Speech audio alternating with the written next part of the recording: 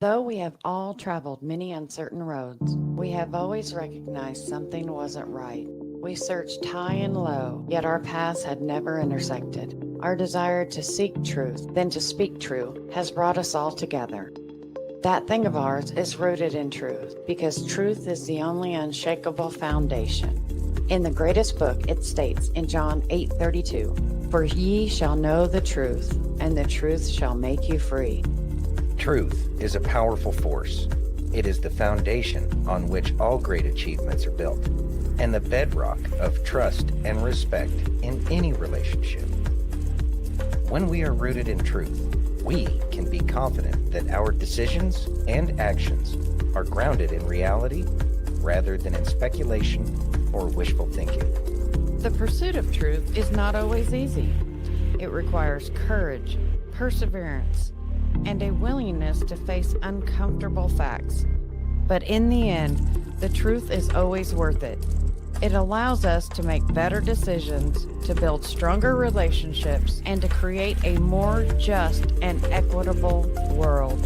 From politics and world events to entertainment and pop culture, we've got you covered. We'll explore our history and the stories that matter to uncover the truth that lies at the heart of each one. With our fingers on the pulse of the news cycle, we'll provide the insights and analysis you need to stay informed and engaged. As we stay rooted in truth and let the truth guide us in all that we do, let us be willing to listen, to learn, and seek out the facts, even when they challenge our own assumption or belief. Let us never forget that the pursuit of truth is not just an individual endeavor, but a collective one. Only by working together With honesty and integrity, can we build a better future for ourselves And for generations to come. This is That Thing of Ours. How's it going, everybody? Thank you for joining us today on this Wednesday, 22nd of January, 2025. I'd like to thank each and every one of you for joining us on Facebook, YouTube, Twitch, X, Rumble, and Pill.net. And if you haven't already, please take a minute and give us that virtual hug. If you're over on Rumble or YouTube, hit that thumbs up. If you're over on pill.net, take that red pill. Damn, it's running away. If you're over on X, smash that heart. And if you're on Facebook, there's like 7 choices. So go ahead and click those buttons because you're our family. We know you like to push buttons, so clickety click. Very much so. Make sure y'all are hitting those buttons. Really helps us out, and we truly appreciate it. Also, I'd like to give a special happy anniversary to President and Melania Trump. Many, many more. We pray for you. Hope everything goes great. And we're truly grateful that we can all celebrate this one together. Yes. Whew. Let's All say right. hi to the fam. Let's say hi to the fam. Got F. Clan F Clan is frozen at 75 at degrees. 75 degrees. Got Randoon in the house. Hey, Randoon, what's going on, man? Got Miss Steph in the house. Hey, Steph. Apparently she's frozen too. Yeah. Got a Yeah. whole bunch of freezing people. Everybody's Got frozen.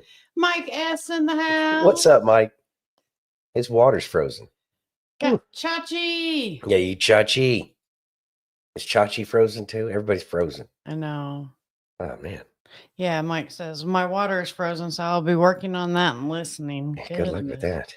There's the other part of Mike Square. Hey, Mike, what's going on, man? Nice. All right, people rolling in. Rolling. Happy to see all of y'all rolling. here. Very nice, very nice. All right. Sounds like there's some action going on over there at Pill. Mm-hmm. 21 degrees feels like summer after yesterday. Oh, wow. Oh, Chachi, that sounds awful, man.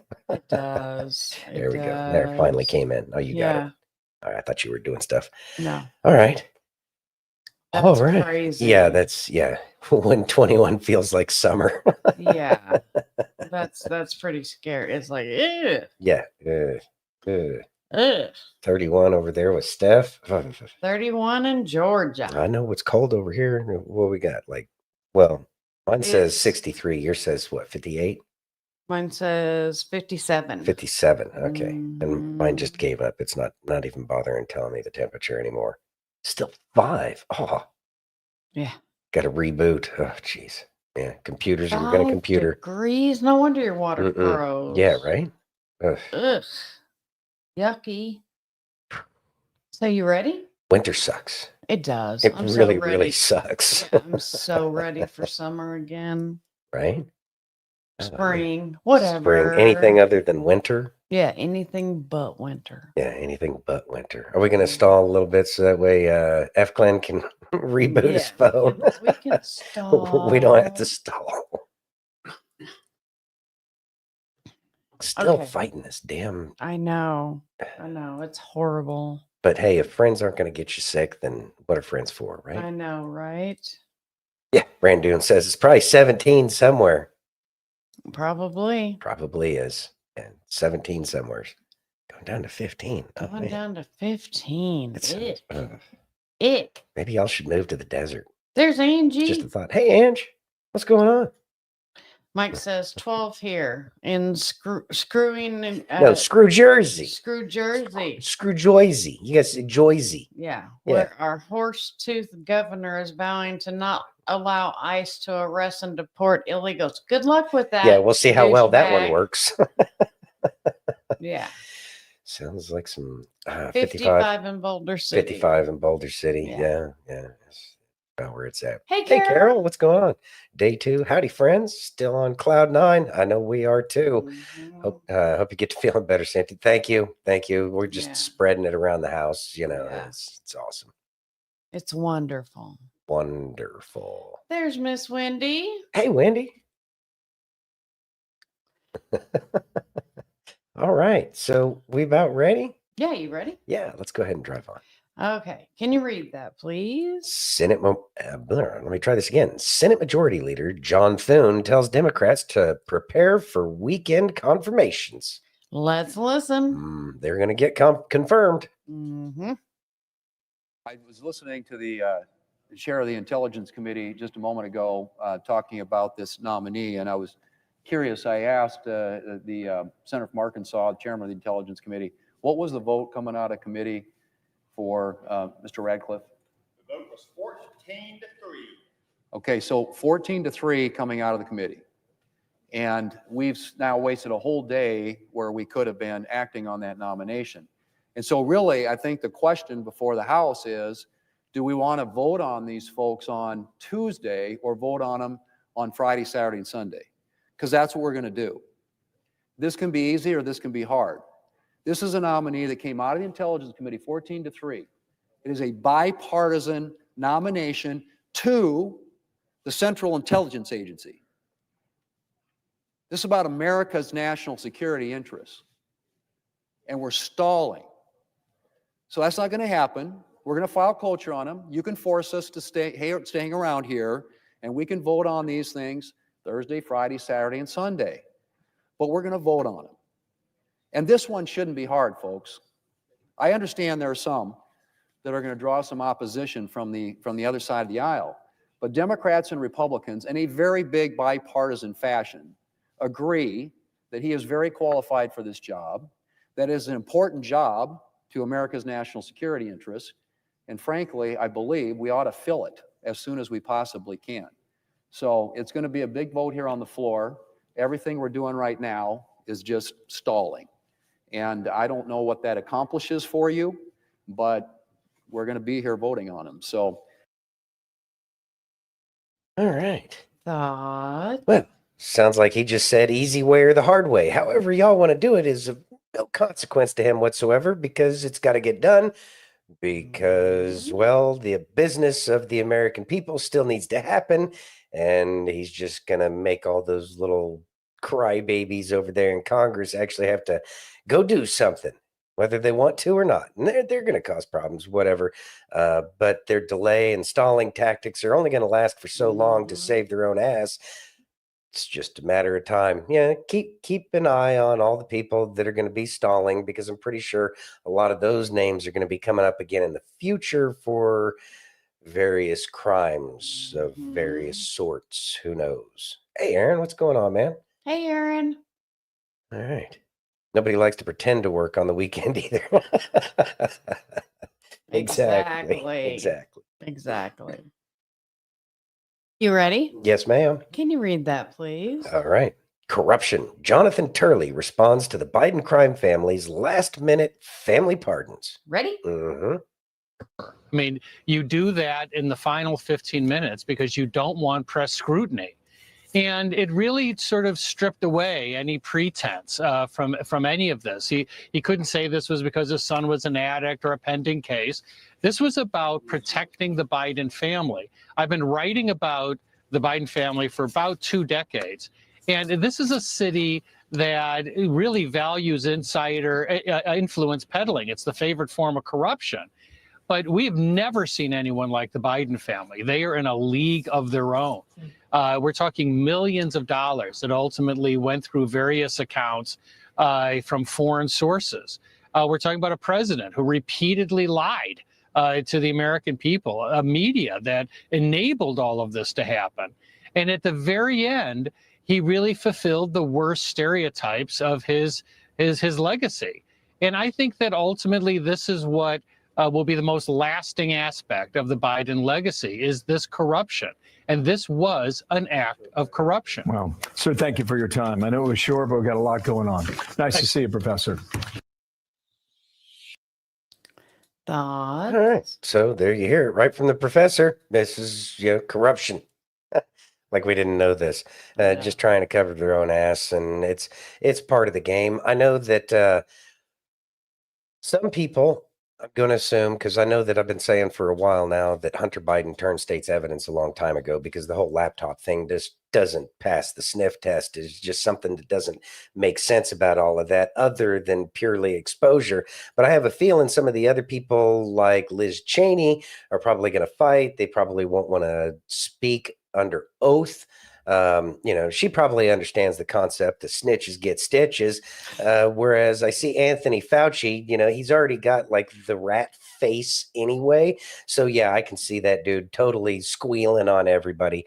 It's going to be part of the, I'm sick and tired of saying this, it's going to be part of the movie that we're going to be watching, because really there's not much we can do about the inner workings of what's going on in DC. That's up to President Trump and all of the people that he's bringing on board, as well as his supporters in the House and the Senate that are going to be, kind of helping to clean out house.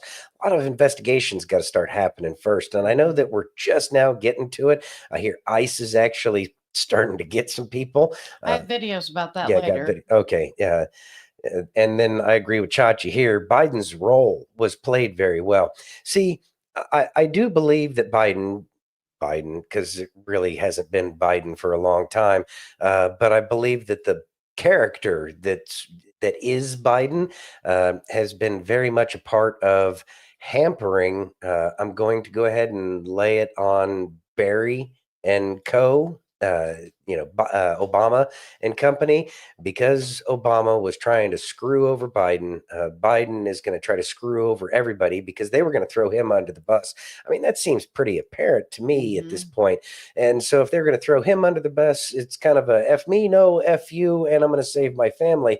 And I'm pretty sure that a deal was made a long time ago, probably before Biden even took office, that character of Joe Biden was going to be beneficial to Trump in the long run. Whereas in the meantime, while it was happening, it was going to very much so look like he's been sabotaging the company. Yeah, well, Freudian slip there, right? I was gonna say. So Pretty sure that was God right there, there baby. was something going on there. Mike says, I really don't think they will stand because none of them have been charged, let alone convicted of a crime. Yeah, and see, that's another thing too. It's like none of them have been convicted of a crime, and I think that this is kind of a stress test for our legal system as well, and it's going to have long-term effects for 150, 200 years down the road when we go through this same cycle again, because that seems to be the global pattern of how governments work and everything. So in about 200 years, every precedent that was set during this time frame that we're in is going to have influences to how the game is played significantly further in the future when they try to steal our country away from us again, communists. Anyway, Steph says, I seen earlier that Putin wants Fauci And that's another part too. And we talked about that last night, didn't we? Uh-huh. Yeah, where we said that The Hague and Russia, and then Carroll says, so can other countries still prosecute Fauci? Yes, Oh, ma'am. Yeah. Again, they can only protect him from our laws, but that doesn't mean that, we can't serve him up on a silver platter for other countries, I'll, yeah. Yeah. Yeah. All right.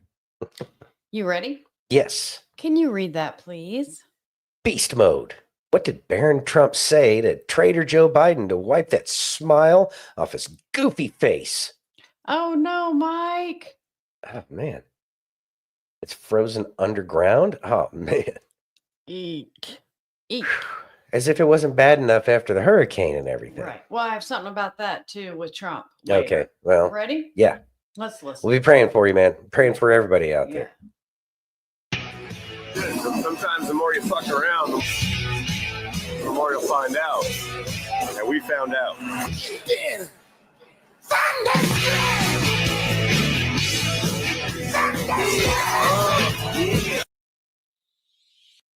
So the scuttlebutt is that everyone is thinking he said, you should have pardoned yourself.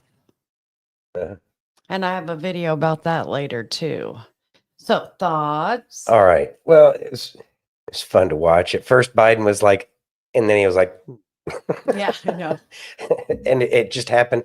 It looked like there were a total of like 3 or 4 different vocalizations just off of how little Barron's lips moved. Mhm. So it was a very powerful statement in a Mhm. very concise manner. It's interesting. Very interesting. Chachi says, I love his video. The boy has become a man. Show Mhm. enough. Show enough. Show enough. You ready? Mm-hmm. Can you read that, please? All right. Jay Sixer says he has evidence proving Nancy Pelosi is directly responsible for the insurrection. Insurrection. Well, yeah, insurrection. There you go. You get the finger quotes. Yeah. Do Ready? a lot of those around here. I know. But I mean, you kind of have to. Yeah. Yeah, let's do it. Okay, quick message number 2. This one's important.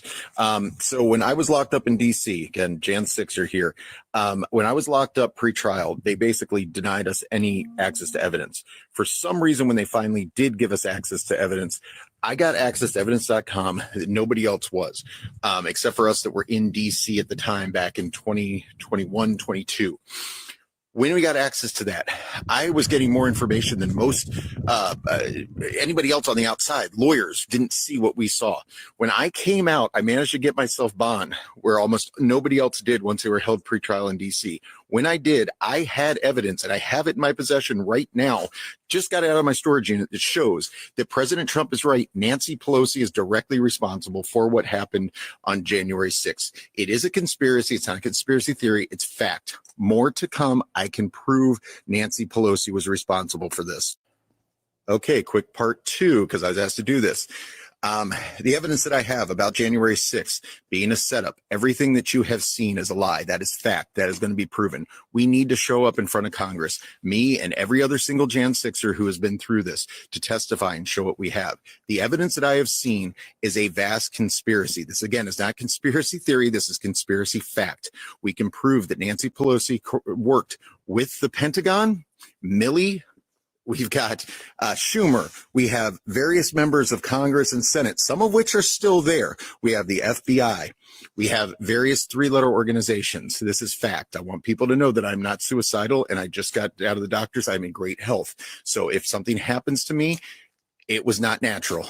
Okay. There is stuff that I know that I can present to Congress, to investigators, to prove everything that I'm saying. This was a setup. This whole thing is a lie.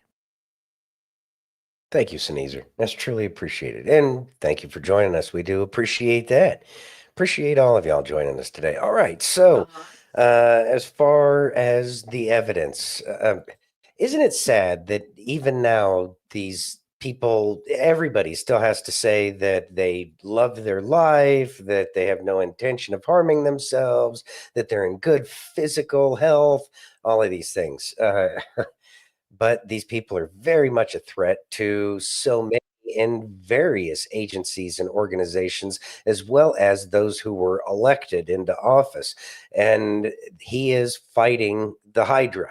And this Hydra is still going to try to remain alive as best as it can. It has no other purpose than to exist for all of the people that are in it. But this house cleaning, and I'm pretty sure that man's smart enough to hand it off and put the information in a safe spot. If he had access to it, I'm sure it's been passed off to any number of lawyers that, are probably not even associated with him directly. So I'm sure that the information's out there. It's going to come out. As much as they've been trying to hide, and as much as they've been trying to delete, let's take away, the evidence that he has, all of the information that they've been deleting for the past 3 months. Nothing's truly gone on the internet. It can always be found. And we also know with the spying capabilities of our nation that, the swamp creatures went out of their way to make sure that they could spy on every single American, also works against them too. So I'm sure that there will be some declassifications and whatnot to bring these people down. Also, it might shock a lot of people in terms of everything that our intelligence community has the ability to collect data on. I'm sure it would surprise just about everybody. Mm-hmm. Sneezer says, in my opinion, Biden fingered them as the guilty by pardoning them. 100%. And I do believe that he did point them out, and I think that that's important. But I think that we're gonna use them, and we're gonna wring them until they're dry, and then we'll just ship them off somewhere else because they played dirty. Remember, these people are eugenicists, right? Right. And these eugenicists, if you know what, it's kind of like the socialists. They always want to take everybody else's money so that way they can redistribute it. And my opinion has always been, your money first, clown. Well, same thing with the eugenicists. You know what? I agree with them. Maybe we should try it their way. We start with the eugenicists, and then we go from there after they're all gone and see if the world isn't a better place. Well, the best way to do that is to get every bit of information out of them, find out who all of their friends are that have been helping them this entire time, and then sending them to some fabulous place like beautiful Siberia. Yeah. Should be a good time. Mm-hmm. Good luck. Yeah. Sneezer says, not only other countries, each state. Hope your pipes don't explode, Mike. Yeah, right. Common in Canadian cottages. Yeah. Yeah, the cold's no joke. Yeah. Yeah. Y'all can always move to the desert. Just throwing that one out there. Mike says, President Trump needs everyone to know the truth so he can do what he needs to do. And the exposure's about to happen. And I think that that's going to be the fun part for us. See, the thing is we've been sitting here trying to help everybody see what's going on. And a lot of people are like, well, what does it mean? So what? Diddy has these parties. So what? The Illuminati and all this other crap, all these so what's. They're about to find out the so what's. I mean, people are upset about the Diddy parties and like that, but they don't think it's a big deal because it's not directed at them as far as they think. But once they find out the truth, then everybody's mind will probably change a little bit more. Sneezer follows up and says, I have quite the archive of evidence, but as yet, not a powerful enough AI to sort through it. Ooh, yeah. Yeah, trying to sort through the treasure trove of information that is actually out there is probably one of the more difficult parts. And usually that's what happens when there's so much information out there. And it's another reason why so much information is dumped out there, because it makes it more difficult because you're trying to find a needle in a haystack, or, hundreds of them. But the pieces will be put together. And I'm sure that those intelligence agencies that have been protecting our nation in the background that most people don't even know about, I'm sure that they have access to those kinds of AI programs where it's all collated. Remember, Elon Musk, he wrote that AI program to go through the bills that they were putting out there, and it was pointing out all of the problems. So with Elon Musk and his band of merry computer geeks are out there making sure that it's all going to be found out. Censorship just forces them into hiding. Yes, it does, Sneezer. 100%. Yeah. Hey, Chops. Thanks for joining. You ready? Yes. How about some Justin? All right, let's do Justin. Let's listen. All right.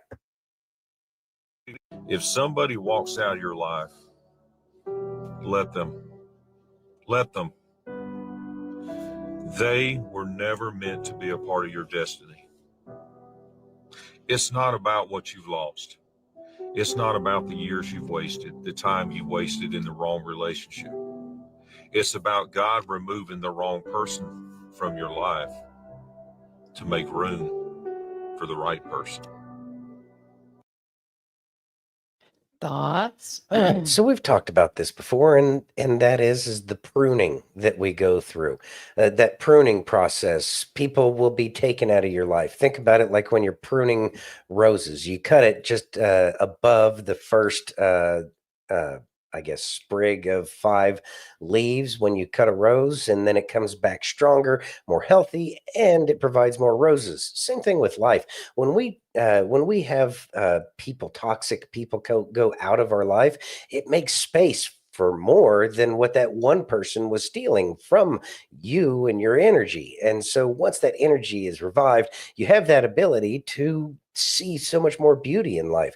So as people come and go through our lives, we learn so many things, but we also recognize that life can be so much more beautiful. And so we don't need to hold on to what was, because we need to embrace what will be. Marry H-1B holders. Right. Funny. Wendy says, I'm hoping our extreme weather, wherever we live, balances out. Hell, Trump already fixed global warming. Right. Right? I'm so tired of this global warming crap. I know. Now, the sea levels are rising, yet the same tidal baths that the ancient Romans built still working perfectly as tidal baths. I'm gonna have to find a picture of that. Anyways. You ready? Yes. Can you read that, please? Well, I got to get back to it now. Has anyone checked in on the federal workers that have been working remotely? Let's listen. Yeah, so I'm hearing that they're gonna make us start coming to work, like going into work, like leaving home and going in. Like I'm gonna have to get dressed and drive there. I'm gonna have to deal with traffic. I mean, the stress that this is gonna cause me. I'm not gonna be able to watch The View when it comes on. I'm gonna have to wait till I get home after work and watch it. And lunch. Do I have to pack a lunch now? I mean, come on. I may just quit. I think that's gonna be the only option, is just to quit.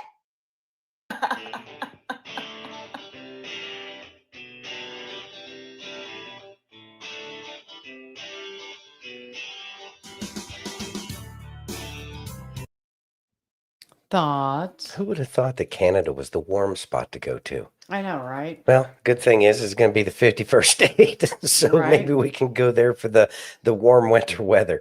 Anyway, so I know that there's going to be a lot of federal workers that have been, living the cush life, working from home, like that. But I also know that there's good workers that have been at home, because of the whole Rona crap that they did. I'm not too keen on the whole idea of everybody going back into the office. I think that that's not as productive as it could be. But the federal workers, if you can do it from home, then is it really that big of a deal? Is there absolutely zero reason to have face-to-face interaction in the federal government? I don't know. I mean, I know that there are jobs where you don't need people around. That's a little bit different, but usually those require security clearances, in which case your ass was going into work anyways, because nobody's, doing like CIA kind of stuff from the comfort of their living room. I don't know, but it's the people with the federal government have kind of lost their way in terms of who they work for, but the mentality of this nation is changing. And when that mentality changes, the mentality of the employees of the federal government will have to change as well. Things are going to change. Yeah. Little bits at a time. Poor baby. She captured their behavior well. Yeah. Sneezer says, I'm enjoying our pavement and can't wait for Trump to be our leader. Trump did this to get rid of people. Well, and I think another thing that's going to happen with the whole federal workers having to come back in, some will self-select. They'll find another job where they can work from home, and it'll work out great for them. And then we'll just never refill those jobs ever again. And that will just go under, look at all the great things that Doge has done to increase the efficiency of our federal government. There's going to be a lot of self-selection in this. Sneezer says, even some of the Trump-hating freedom fighters here are impressed with his initial orders. Thank God. Exactly, Mike. Are you ready? Mm-hmm. Can you read that, please? President Trump gives a masterclass, turns the tables when badgered by fake news reporter over pardons. Let's listen. All right. Why does he deserve a pardon? Well, I don't know. Is it a pardon? Because we're looking at commutes and we're looking at pardons. Okay, well, we'll take a look at everything. But I can say this. Murderers today are not even charged. You have murderers that aren't charged all over. You take a look at what's gone on in Philadelphia. Take a look at what's gone off in LA, where people murder people and they don't get charged. These people have already served years in prison. And they've served them viciously. It's a disgusting prison. It's been horrible. It's inhumane. It's been a terrible, terrible thing. I also say this, you go to Portland where they wrapped police officers, shot police officers, nothing happened to anybody. You go to Seattle where they took over a big chunk of the city and people died. Portland, a lot of people died. Wait a minute. And you go also take a look at Minneapolis, because I was there and I watched it. And if I didn't bring in the National Guard, that city wouldn't even exist today. People were killed and nobody went to jail. So these people have already served a long period of time. And I made a decision to give a pardon. Joe Biden gave a pardon yesterday to a lot of criminals. These are criminals that he gave a pardon to. And you should be asking that question. Why did he give a pardon to all of these people that committed crimes? Why did he give a pardon to the J6 Unselect Committee when they burned and destroyed all documents which showed that they did what was wrong, not me? Wait a minute. Why did they give a pardon to all of his relatives, his brother who made millions of dollars, to all these different people? He gave pardons. That's the question you should be answering. All right, go ahead. Yeah, please. If I can just tell us a little bit about your meeting. Can I just follow up on that really fast? No. I just want to ask. Go ahead. You said Tell us about your meeting with Speaker Johnson, Senator Thune. Did you reach any conclusion on this one big? Pretty much. I think we have a good situation now. It's been in some ways made simpler by Los Angeles because they're going to need a lot of money. And generally speaking, I think you'll find that a lot of Democrats are going to be asking for help. So I think maybe that makes it more one-sided. I think we're going to do very well. Look, we're going to take care of Los Angeles. I'm going there. I'm going to North Carolina, which has been abandoned by the Democrats. And I'm going to North Carolina, very importantly, first. I'll be there on Friday. And then I'm going from there to Los Angeles. And then I'm going to Nevada. And I'm really going to Nevada to thank them for the vote because we won Nevada overwhelmingly. And that's usually a Democrat.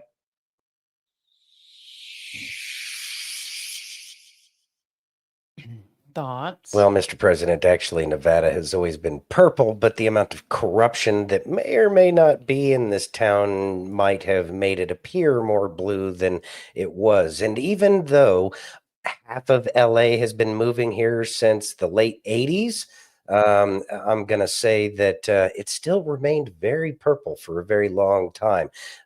People were a lot more open-minded, but the amount of people that came in allowed them to hide a lot more of the theft of the votes would be my guess. But I have a feeling all that stuff's going to come out. And President Trump, like he said, he really cares about Nevada because the people came out. And not only that, it was the unions too, like the Teamsters. So many of the union members really, really came out and they were pressing for President Trump because people recognize it. And so many people are truly, pro-Trump around here. It's a lot more pro-Trump than anything that the press has ever said about Nevada and Clark County, Las Vegas specifically. It's a lot more even. But as Trump is going to be going through and cleaning all the house, the entire house, the whole nation, I have a feeling that we're going to find out that this country was a lot more middle of the ground, middle of the road rather. This entire time, it's just people wanted a chance to actually survive and make a living and just do their damn job and live their life, but we haven't been. I'm looking forward to the winning that we're expecting to see here soon. I think it's already started, but No, it started. see. It started. Yeah. But it's got to catch some steam at some point in time. Yes, absolutely. Trains don't just take off right off the bat. To take a little bit of time to get all that weight moving. Yeah, you are correct. Are you ready? Mm-hmm. Can you read that, please? Billy Mayer's Cherelle Parker is the best and brightest Democrats have to offer. Ready? Mm-hmm. Listen. ELGSES Eagles! Let's go, birds! Wow. Go Elgis Yeah. or Elgses. Yeah, whatever she spelled, because it wasn't Eagles. No, it wasn't Eagles. Yeah, look, I get it. Maybe you miss an A or something like that, but yeah, that's all I have to say about that. Wow. Mm-hmm. Ready? Yeah. Can you read that? It's not as bad as the one guy that thought that the island of Guam was going to capsize. It's up there, though. It's up there. It's up there. It is up there. At least know your sports team. Yeah. All right. Can you read that, please? U.S. Navy Commander Rob Green says accountability required for senior military leaders. Oh, boy, that's the freaking truth. Let's listen. Mm-hmm. Rob, do you think that accountability also has to be a feature of what we do here based on the number of people who just issued the form letters when there were requests for specific evaluation of, for example, religious exemptions? Yeah, absolutely. Accountability is absolutely required from our senior leaders to make sure that we can restore trust in the military services. I was just contacted last night, as an example, by a service member who returned from a deployment and was trying to get pregnant with her husband. And she went to her command and said, hey, give me a break. The mandate had just came down. She said, I can't get this. I want to go see a doctor. And they're struggling with fertility. And they said, absolutely not. They didn't give her any time to try to figure that out. They coerced her into taking the shot she did not want. She ended up bleeding profusely and ended up with multiple autoimmune disorders. And now she's infertile. This is a service member who is now a veteran who is trying to go to the VA and they're telling her, hey, sorry, it's not service connected. Well, this kind of thing has happened to thousands of people, and accountability is required from our senior leaders who just stood up and said, hey, you tell me to jump, I'm going to say how high. I don't care about the right service. Thoughts? Boy, do we know about how the military's been screwing people over forever and a day. Yeah, the leadership has got some real problems. And then that clown Mattis with his, I didn't, have any problems. Well, yeah, clown, because you're a 4-star general. Yeah, you didn't have any problems with the VA. Of course not. Everybody knew who you were, and you were part of the swamp. And so it was easy for you to go through these processes. But your average person basically gets a pat on the ass and good luck, effers. And that's about it. So as we learn how to actually take care of our service members, maybe, we'll see a lot less of the homeless epidemic that is surrounding our veterans. It's absolutely awful. Chop says, my grammar is bad but at least my spelling is good enough to have autocorrect as my worst enemies. That was good. That is good. That was good. That was good. Okay. Are you ready? Yeah, I'm ready. How about some Kelly? All right. Let's listen. All right. I'm just saying, you don't have to come and ask me, hey, can I do this as a Christian? Who am I? I'm just like you.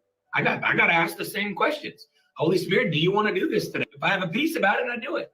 I don't have a peace about it, I don't do it. Listen, as a believer, you need to figure out right now, I follow peace. That's it. No peace, no decision, no answer, no movement. If there's stress, anxiety, depression, don't do it. Every decision you make, from what shirt to wear, to which turn to take, to who to marry, to I'm buying the car or not, ask the Holy Spirit. And if you don't have a peace, you don't do it. That's how he leads you. You know, we get all these people saying, oh, I can't hear God. I can't hear his voice. You just don't know what his voice sounds like. He's talking all day long. Most of the way that he'll talk to you is through peace. And if you feel stress, anxiety, and depression, that's not him. But we still make those decisions. We're like, well, I felt God wanted me to. Really? Because you were pretty stressed out about it. So it proved to me that God didn't want you to do that, but you did it anyway. Just ask him. The Holy Spirit lives with you 24/7. When was the last time you talked to him? When was the last time you spent time with him? I mean, if I came to visit you and I never said a word, I stayed at your house for a week. Every time you're in the car, I'm in the car. Every time you go eat, I sit down with you, but I never say anything to you. But then at the end of the week, I'm like, hey, can I borrow some money for rent? I'm really struggling this month. How happy would you be about having me as a guest? Not very happy, but that right there is what we do to the Holy Spirit all day, every day. We don't acknowledge him. We never talk to him. We don't ask him anything. But then when we run into some trouble, oh, Father, please help me. I need you. Oh, you acknowledge me now. You see what I'm saying? The Holy Spirit's with you all day, every day. I know we like to say Jesus lives in our heart, but he doesn't. Jesus is at the right hand of the Father. The Holy Spirit is who lives inside of you. It's the Holy Spirit who's on the earth 24/7, 365. Most of us never even talk to him. Most of us have no idea who he is. We don't know anything about him. And I'm telling you, he's the best friend you'll ever have. He's the most amazing person in all the world. You don't ever have to ask me, can I do this as a Christian? Because God lives in you. You just ask him. Amen.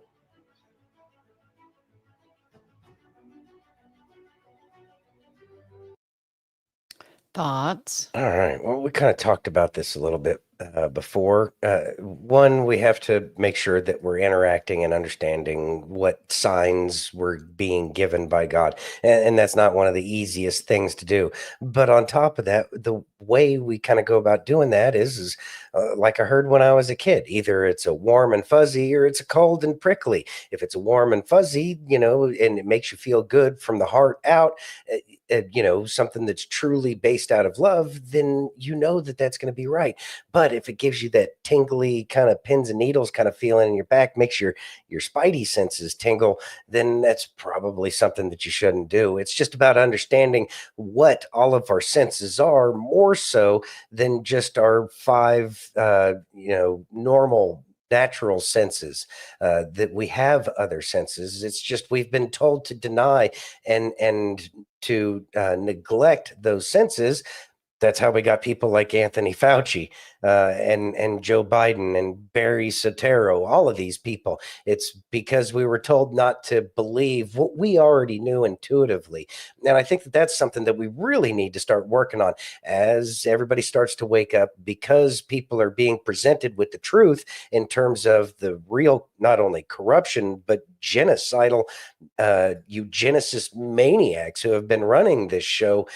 It should help us recognize, okay, there's something weird about this person, and it's something we need to talk about, and we can't sit back on the sidelines anymore. We need to make sure that we are truly listening to what our other senses are telling us and communicate those to other people in a way that, we can figure out what exactly that is.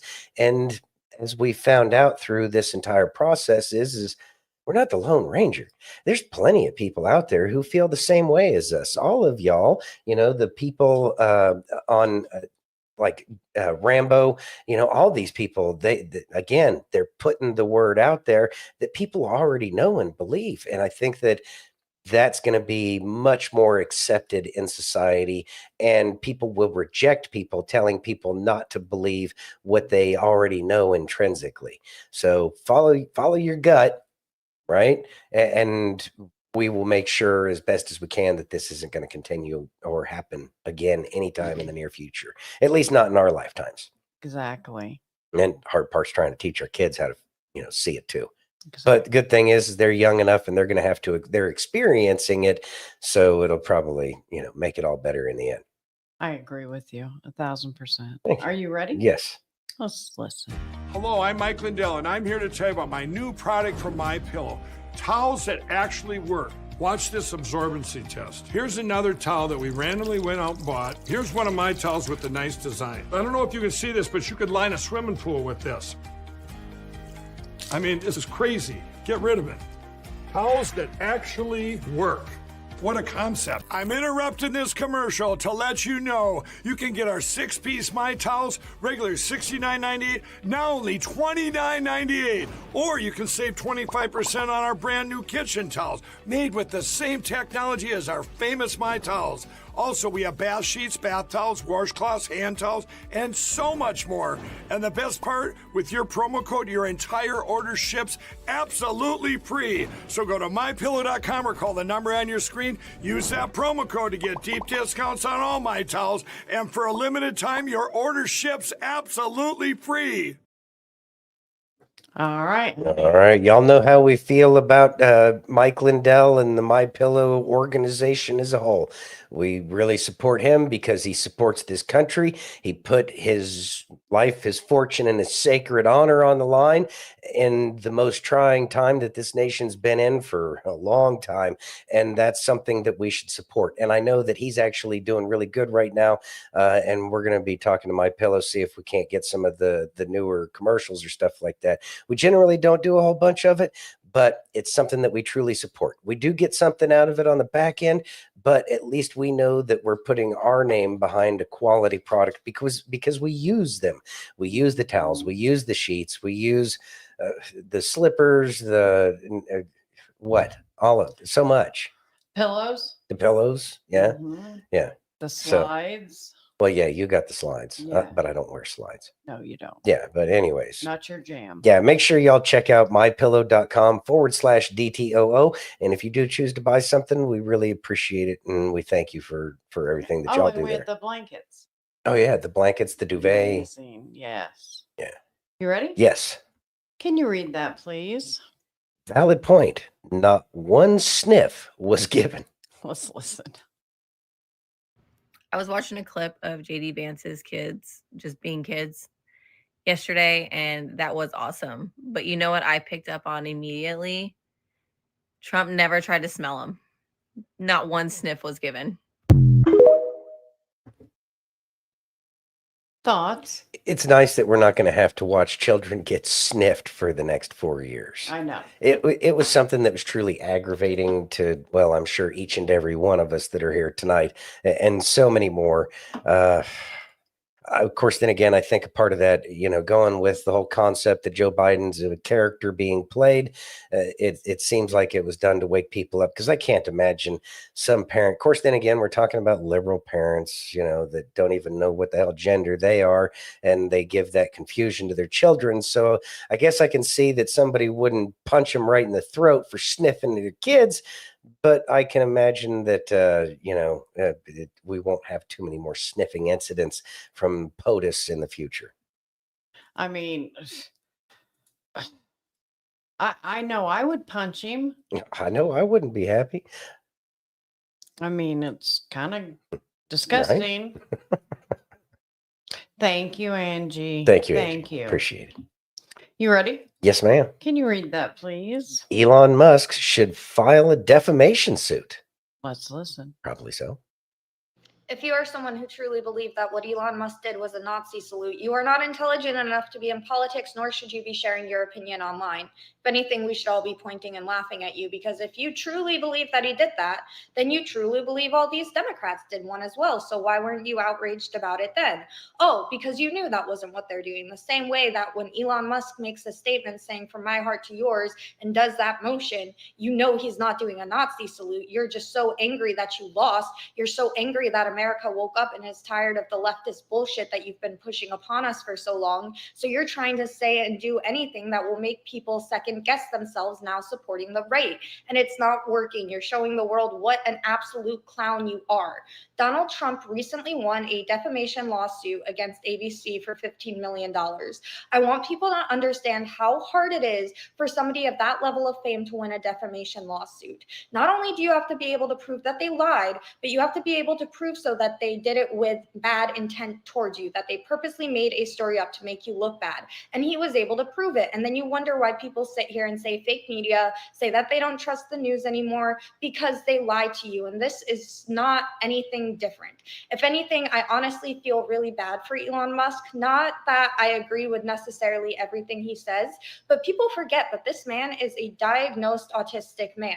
There are going to be certain tics and behaviors and speech patterns that he has that other people aren't going to understand. As somebody with autism myself, I can attest to this. There's a lot of times where I think I'm being perfectly normal and nobody else does.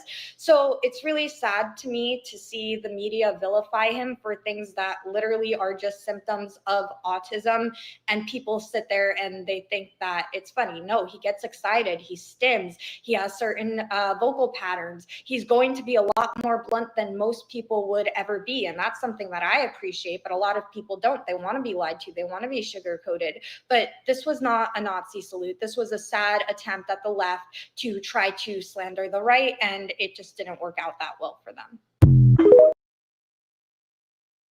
So there you go. Thoughts? All right. These are my thoughts.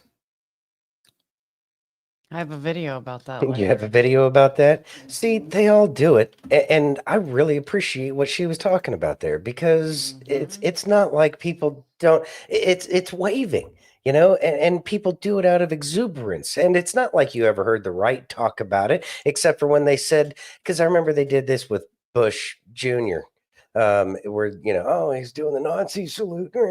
Yeah. And it was like, it was clear that it was just, you know, putting their hand out there, waving high, you know, being politicians. You know, how can you not have your arm go up at an angle and extend your hand to wave at a crowd without it having some semblance of Roman Republic salute that the Nazis commandeered? So, you know, back in the 30s, right? It is ridiculous, but here we are. And it would be nice if Elon Musk, I mean, shoot, he's got the power, he's got the money, he's got the capability. Freaking go after him. Yeah, just burn it all to the ground, Elon. Yeah, 100%. Yeah. Thank you. Ready? Yes. Can you read that, please? Here's Larry Ellison presenting your dystopian vaxxed future. Ready? Yeah. Once we gene sequence that cancer tumor, you can then vaccinate the person, design a vaccine for every individual person to vaccinate them against that cancer. And you can make that vaccine, that mRNA vaccine, you can make that robotically, again, using AI in about 48 hours. So imagine early cancer detection, the development of a cancer vaccine for your particular cancer aimed at you, and have that vaccine available in 48 hours. This is the promise of AI and the promise of the future. Thoughts? All right. Does that look like this guy? Like different facial structure from what I'm seeing. But then again, he's talking about the, you know, the big pharma kind of crap, and Larry Ellison has kind of had some dark cloud kind of hovering around him over a lot of this. But I don't know. Interesting. And I know that President Trump was talking about some real ways to get rid of a lot of these diseases. And I know that RFK Jr., now that he's, you know, going to be taking over America's health, that we might find out that the cure's been here all along. What is it? Ivermectin, was it, that's been proven to get rid of the C word in so many cases? Yeah. Again, yet another reason why they wanted to make people afraid of this horse, whatever the hell it is. Yeah. So, yeah, It's all going to come out, and we shall see. Chachi says, I feel this Ellison stuff is a spot check litmus test to see how many sheep are still out there. That's a good point. I can see that too. I can see where, as you're trying to wake up an entire populace or the whole planet, that you might want to see where we're at. And then, like you said, perfect word, litmus test. It might very well be a litmus test just to find out how much work is left to do to get the normies to pull their head out of their keister, so that way we can get on with the business of actually living for a change. Randoon says, when he said vax and mRNA, he lost me. Yeah, I'm not a fan of the big pharma industry. That even looks evil. That dude. Yeah, there's something different about that one. Sneezer says, how long before they develop a vaccine against common sense, or did that already? Weed helps cancer a lot too, and I've seen so much stuff about that. The Rick Simpson oil, which they used to call apparently hippie hash oil or something like that. It's something that we haven't done research on, or I'm sure the research has been done. It's just been suppressed, so that way the people can't figure out what exactly is going on. What are we supposed to do about that? Exactly. But the thing is that, well, they're legalizing marijuana, but they're also giving the growers the specific seeds that they're allowed to grow, as opposed to the people the growers actually being allowed to grow, which they would probably know better. We're still being led around by the nose ring on a lot of this medical industry crap. But see, once Fauci goes down, or once Fauci is forced to testify through all of this, since he can't plead the fifth anymore now that he's scot-free and pardoned by President Biden, that information has no choice but to come out. And I think that's going to turn people against big pharma. People are going to recognize the scam that's been played against all of us, utilizing our tax dollars against us. It's once you start taking a step back and realizing how big all of this is, and the conspiracy, the actual conspiracy that's been going on in the background, it makes sense that it's going to take a long time to get people to actually see what's going on. Things might change in the background that we might not hear about, but that means that it's part of setting the populace up to have that awakening that we so desperately need. We've been so asleep for so long. Now it's time to, get everybody to start waking up, and we're getting to that point. The locomotive, the wheels are turning. It's just going to take a long time to get that train going. But once that train is going, there ain't going to be no stopping it. Well, they think they know what's going to happen, but I think that they're in for a rude awakening. Well, they have known what has been happening for a long time, but that's because they've had complete control of the narrative, but they don't have control of the narrative anymore. That's why they've been trying to get rid of President Trump before he even had a chance to take office. Well, there is that. So, yeah, it's just, they can't hide it anymore. That which has been hidden in the dark will be brought to the light. Yes. Yes. Are you ready? Yes. Let's listen. All right. I'm telling everybody right now, y'all been worrying about the wrong damn Trump. I know everyone's seen this video, but let's take a moment and appreciate the work of Barron Trump. You watch Barron lean in, shake Biden's hand, Biden says, "What's up, man?" And then goes to Kamala, and he just wipes the child sniffing grin right off that old man's face. I want to know what Barron said to Biden or Kamala to make Biden just go blank, just vapor lock. And did y'all see that look back he gave them? I'm telling you, y'all are worried about the wrong damn Trump. Not us conservatives. Barron's going to be great for us one day. This is going to be the man that fights for my children. But at the young age Barron is at, when you're able to silence and vapor lock a career politician, that says a lot. And not only is the son of Donald Trump, he's the son of Melania Trump, the woman that dressed up like a mob boss for the inauguration. Y'all are worried about the wrong damn Trump.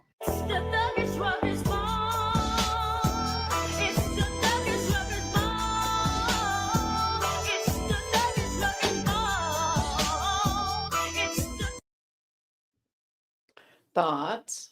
All right. So, Barron Trump, I know that a lot of people have a lot of excitement and positivity around him moving forward in the future, but he's watched this masterclass about how to deal with some of the biggest corruption on the planet, and so it's only going to get, I guess, cleaner, for lack of a better word, moving in the future, that these people are going to have less of or they're going to have a much more difficult time trying to reinstitute all of the corruption that they had before.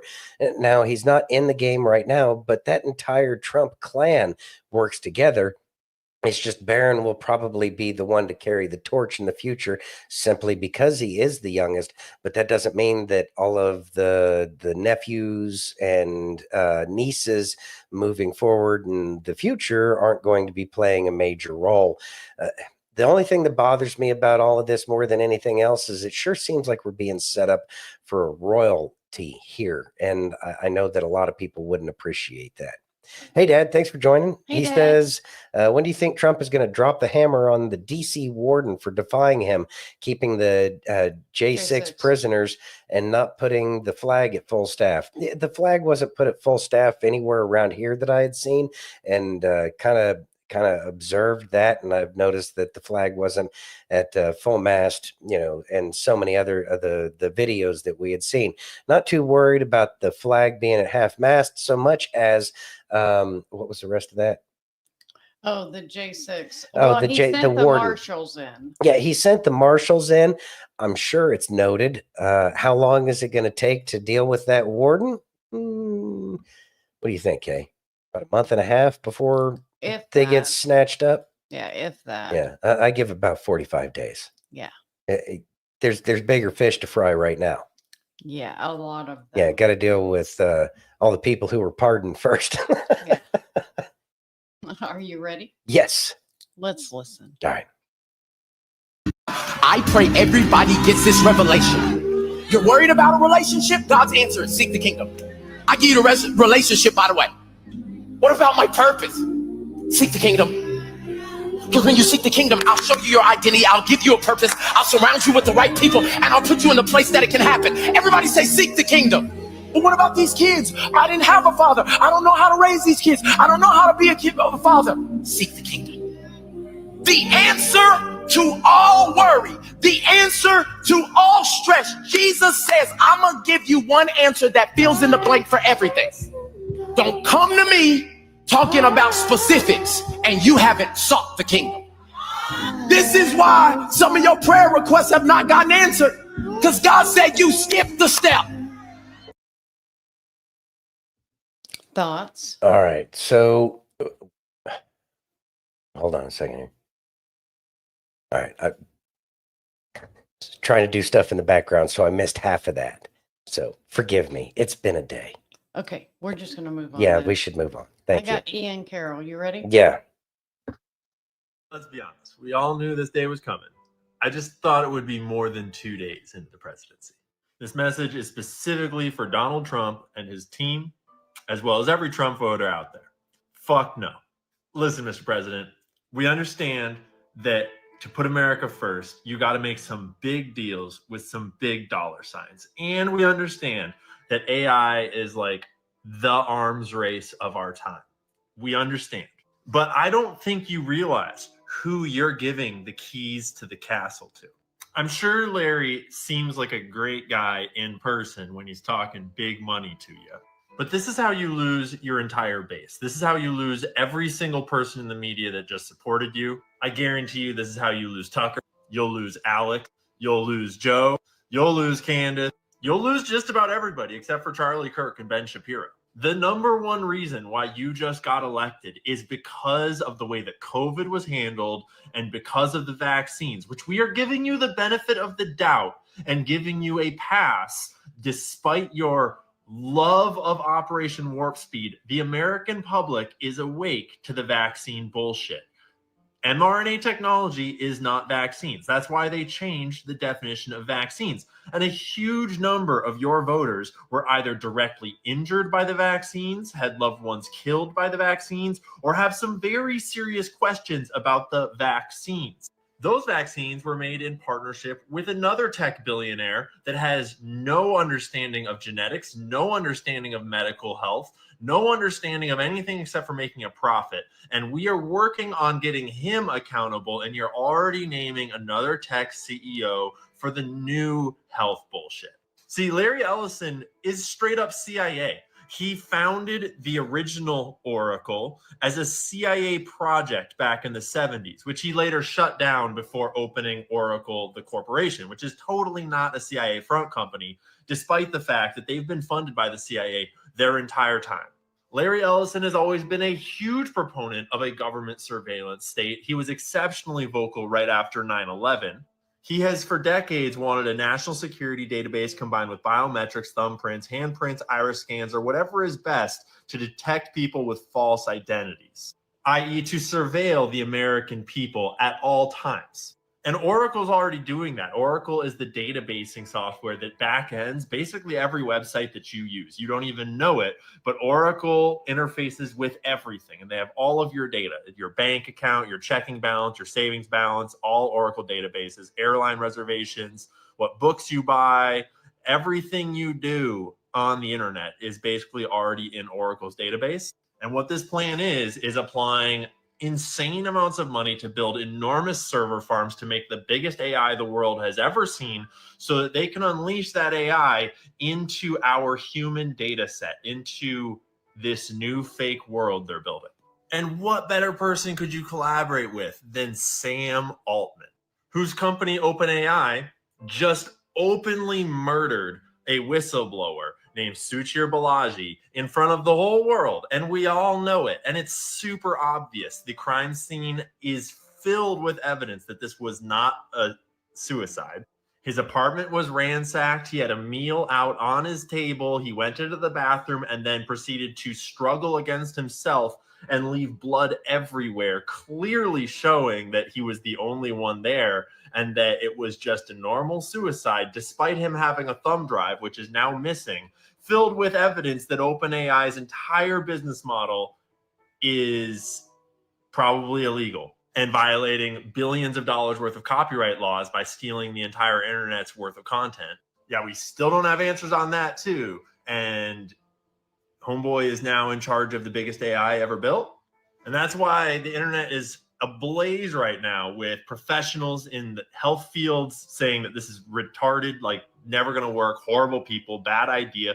mRNA technology is causing the cancer. It's not going to solve it. You lose all of the doctors that spoke up against COVID that are literal heroes and icons now, like Dr. Robert Malone. You're going to lose the support of all the pundits and all the people in the media that were hoping for answers, hoping for retribution. Let's get one thing straight here, Mr. President and your team. We voted for you for a reconciliation, for the Nuremberg trials 2.0, for holding Fauci to account, for undoing some of the medical tyranny that was done to us, the American people, over the last 4 years. This is not good.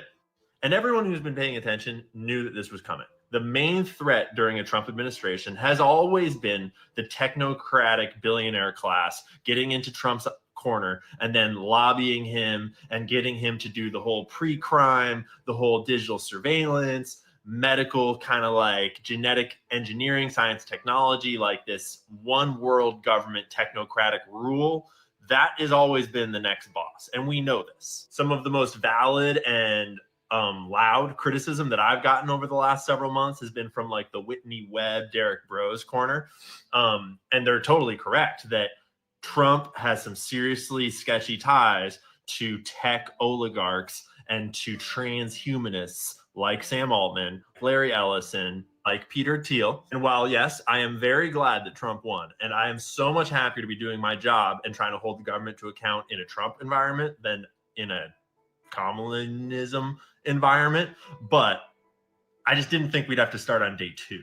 Like, I figured that we would at least have RFK Jr. confirmed before we had to start fighting the war for the future of humanity. I mean, seriously, remember COVID.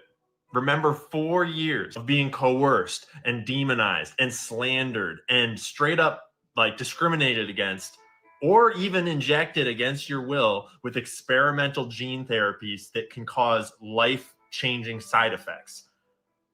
That's we're never going back. And if you're a Trump voter, it is your duty right now to stand up against this policy and to make your voice heard that we want nothing to do with this. We are okay with innovating in AI and innovating in technology and putting a bunch of money towards America first innovation, but these are not the people to put at the helm of that shit.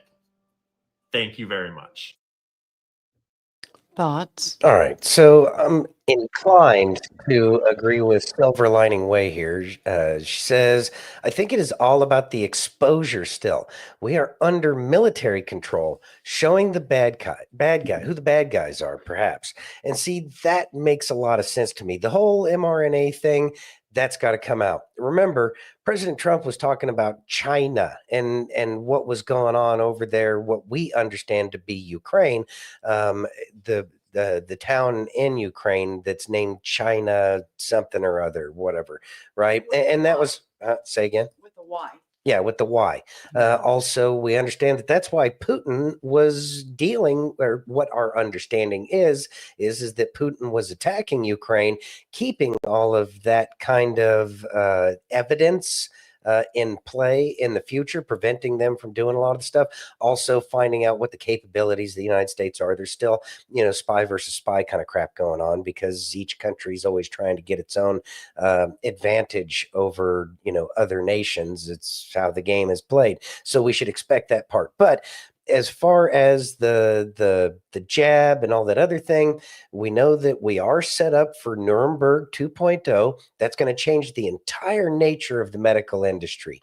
Hopefully, people will wake up to the fact that implanting chips in our body is probably not a good idea, especially when they've already been injecting it into people that willingly took that thing, despite the evidence that was out that it was literally altering people's genes.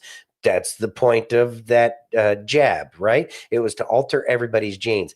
And I'm not even going to get into the fact that the Supreme Court already ruled that you are a product owned by Big Pharma if they have their specific gene code inside of your DNA. That's, stupid lawyer games that they want to play. Another reason to love lawyers, right? So there you go, Mike. Mike says, give them enough rope to hang themselves. And I think that's part of it too. Trump has been very good at utilizing people to screw themselves over. And I think that we're going to see that. At the same time, I truly agree with him. Not President Trump, the guy that was just talking. Ian. Ian Carroll, an amazing dude, been trying to wake people up forever and a day. I love hearing everything that guy says because his mind is just so beautiful. But anyways, I agree with him that it is our responsibility for the people who have been trying to wake people up to continue to get the word out there about the threats that are out there. And it might throw a lot of people off. I thought you were pro-Trump. I still like Trump. That's not the issue. The issue is these, the whole, Sarah Connor, Skynet kind of thing that's coming down the pipeline. That's the part that scares me. That's the part that concerns me. And these stupid little boxes, I look forward to the day when we might not have those ever again. It would be amazing to communicate with human beings that don't have that shit up to their face all of the time. So that way you're not sitting in the living room all by yourself. Or at the restaurant, or we've all seen it, right? And so we need to get back to understanding our very human nature. Again, the more we go to this computer stuff, the more we let go of our other senses, the gut feelings, the sixth sense. As long as we're using these kinds of technologies that replace those abilities, then yeah, we have no reason to exercise that. So we got to get back to being the humans that we were created to be, as opposed to this cyborg kind of crap. What was it? The Borg on Star Trek. We got to stop our march towards our integration with technology. Again, people don't really understand the concept of the code for these computers was written by human beings. So we shouldn't fear AI. They want us to fear it, and they want us to bow down to this brazen head. But we have to remember all of the flaws that we already see with AI because of its bias that really doesn't make sense. The computers only have the logic that they're given. They don't have actual logic to reason through if they haven't been programmed that way. So we got to make sure that we're sounding the trumpets on this march towards AI, because it's really not in our best interest. Mike says, we the people have got to keep the government in check. That includes Trump. Amen, brother. Yep. As much as I support Trump, I will turn in a second if it looks like tyranny is, there's a whiff of tyranny in the air. We weren't afraid of Biden and Obama and all those clowns, Schumer, all of them. So, why be afraid of them? If anybody turns, they got to go too. They got to go too. But I don't think that's where Trump's at. I truly believe that there will be some reciprocity, that Trump takes on some of these people, a reckoning, if you will. But I still believe that in President Trump's heart is the best interest of this nation. And President Trump's smart enough to know that if he cares for the people, and him caring for the people is exactly what got him to where he's at now. If he stops caring about the people, he's smart enough to know that we'll turn on him in a second. Thanks, Steph. Ready? Yep. Can you read that, please? U.S. Senate vote 53-45 to advance Pete Hegseth nomination for Secretary of Defense. Fetterman was the lone Democrat to vote yes. He's such controlled opposition. The whole thing about Fetterman. Yeah. Dude wore shorts and a hoodie to the inauguration. I know. Well, he's our new Secretary of Defense. So who? Pete Hegseth. Oh, Hegseth. Oh, yeah. I thought you were saying. No. We're screwed. Okay. No. No. All right. Are you ready? Yeah. Okay. I got Sassy, and he's talking about the woke pastor. All right. Ready? Yep. I knew I recognized this woman. Bishop Mary Ann, Edgar Dean, Alan Poe. Now, Rosie O'Donnell's Timu's sister, same preacher that lost her shit because he was holding the Bible and didn't burst in flames. Trump took a picture in front of the church that protesters set on fire. You know the ones. Everybody got pissed off. Tear gassed them to get them out of the way. Which, I mean, tear gas liberal. That is cruel. They cry enough. I want you to notice the hypocrisy here because it's too good. But that's not what he did. That's not what he did.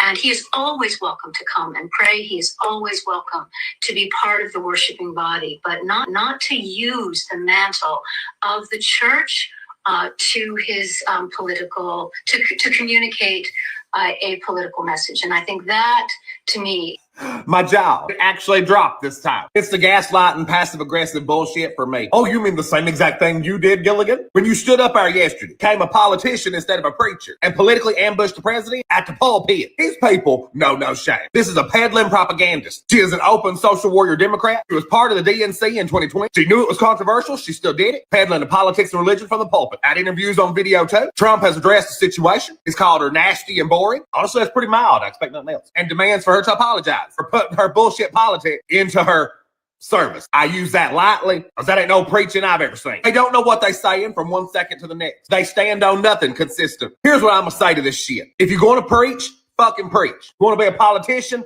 Do that. Thoughts? There's a million different ways this could go. Think about all the pastors that forgot that they were supposed to pastor the people and let them know that they don't have to take this tyranny because they were afraid of losing their tax bennies off of this whole thing. Wouldn't this, because part of the whole thing is that they would be politicized if they chose to speak out or to speak the truth against the power that was trying to put this gene therapy drug in everybody, right?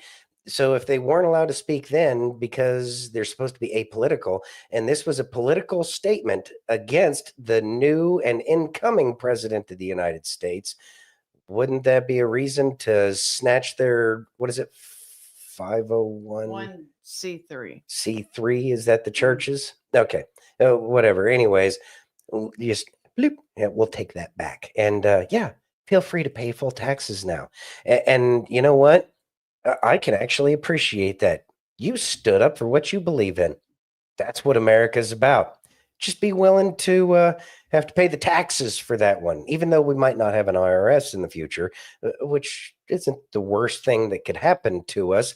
I think that it's turnabout's fair play, and they use the taxes as a weapon against the people and against our relationship with our creator, and found out that a lot of our pastors were a bunch of chicken shits because they didn't believe in the power of standing up for what's right. And I know that's harsh, but I mean, let's call a spade here, right? So you know what? Let's take her tax-free status away, because that's not what we need. And especially you don't do it at, the inauguration ceremonies and stuff like that. Have some class. I know it's a big ask for the left to tell them to have class, especially once they don't even understand the concept of class other than going to school, which taught them how to think like a bunch of morons anyways. Yeah, they've weaponized it, and this isn't weaponizing it. This is just following through with everything that they said they were going to do. Kind of like a boomerang. Yes. Obi-Wan Bywan. Love the name. Welcome, new friend. Donated 117 gold pills. Wow. Thank you very much. Well said, Santino. We need to speak out and keep them honest. But I think there is more going on here also. And see, that's the thing. What is it? Hate to say a hive mindset, but the collective subconscious is probably the better way to acknowledge it. The collective subconscious, where we're all kind of feeling like there's something else beneath the surface about all of this AI stuff. But yeah, we all feel that for a reason. So use that. That's the very thing that helped us keep our faith through this past 4 years of absolute misery. So no reason to stop using that faith and deeper understanding that we've had this entire time. Does tear gas even work on liberals? Oh yeah. Beautifully. Yeah. Clears out the sinuses. Yeah, and even more so, like they run out of tears and everything. I don't know how they would. That's the part that's actually dangerous to them, when they run out of tears. Oh my God, what would we do without liberals' alligator tears? Be happy? Well, have an easier go of it. Saying? Yeah, I don't know. Yeah. You ready? Yeah. Let's listen. All right. Have you ever heard of somebody getting a preemptive pardon who was innocent of all crime? Who's just an innocent person? Have you ever heard of that? Just somebody getting a blanket pardon and they're an innocent person? But no, it's the president's own family. It's people that have been covering up for the president in addition to his own family. And no, Liz Cheney was his family. Explanation for someone to seek preemptive pardons for family members. Would you do that if you knew you were innocent and just worried about outside forces? The answer to that is going to be no.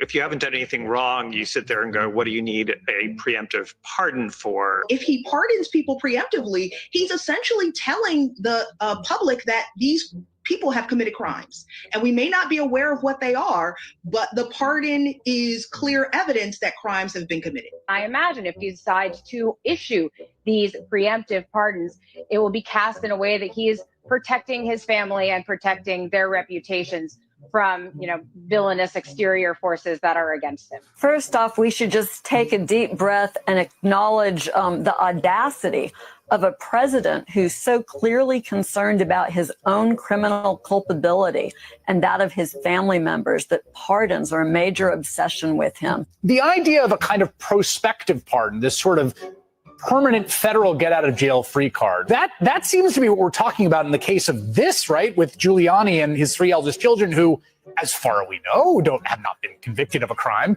Maybe they've committed a lot and they don't want to face action. I don't know. It's weird. I wouldn't ask for a pardon. I don't think I deserve one because I don't think I've done anything criminal. But like, where does that come from? That concept that you can just kind of wave your magic pardon wand. We have Tish James. We have Xavier Becerra. Mimi Roca is literally my DA in my town. There will be opportunities to prosecute these people regardless if they abuse the pardon power as they are thinking.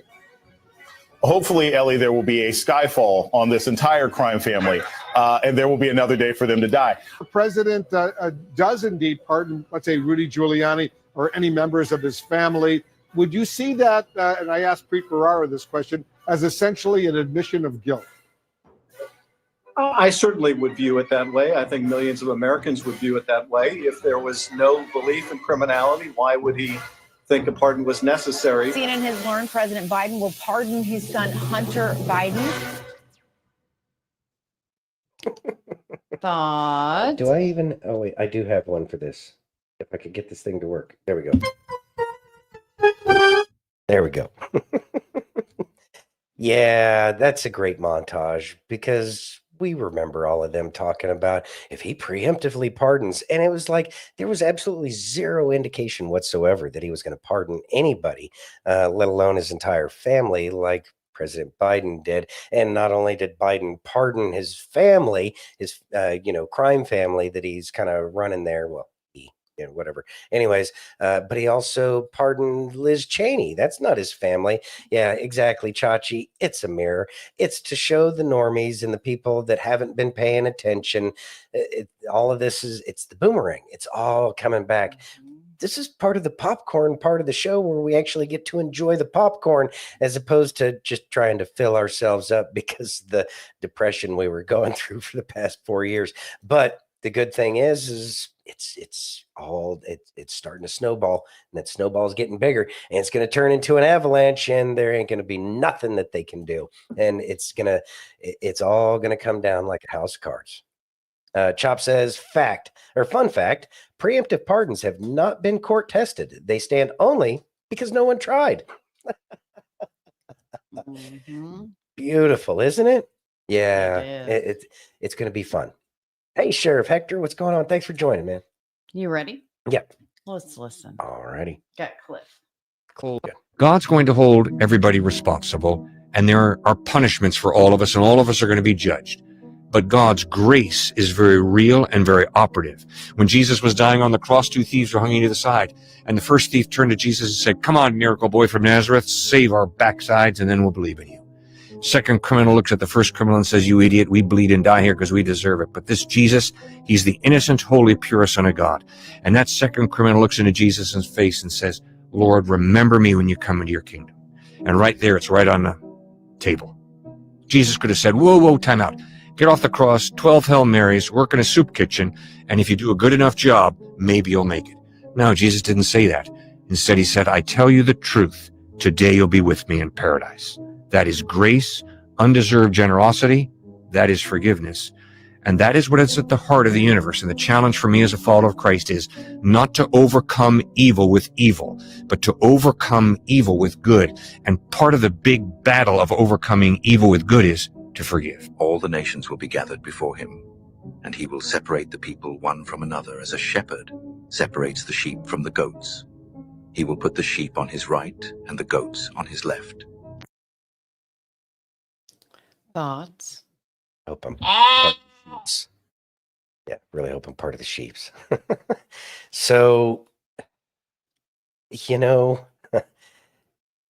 people are learning a lot and people are turning back to God, and so more of us are being shepherded over to the right hand side, and I think that that's one of the greatest things about all of this is America is finding its faith again, and the fact that America is finding its faith again, people are starting to take it easy on each other.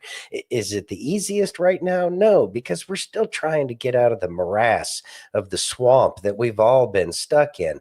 But we're finally getting our way to crawl out of that. But we're recognizing that as a nation, the only reason why we're able to crawl out of that morass that we've been stuck in is because we have started to find our faith again. Bible kind of talks about that. We're given the choice, look at Nineveh, during the whole eclipse thing over the 7 Ninevehs, even though half of that was a bunch of crap anyways. It was a good. Well, I mean, it did go over or near a couple of towns that were named Nineveh, but I don't think it was the 7 or whatever it is that, Right. Yeah. Hindsight's always 20/20, but it's those very things that have helped bring people back. And we may have been misguided, but we were even more misguided before.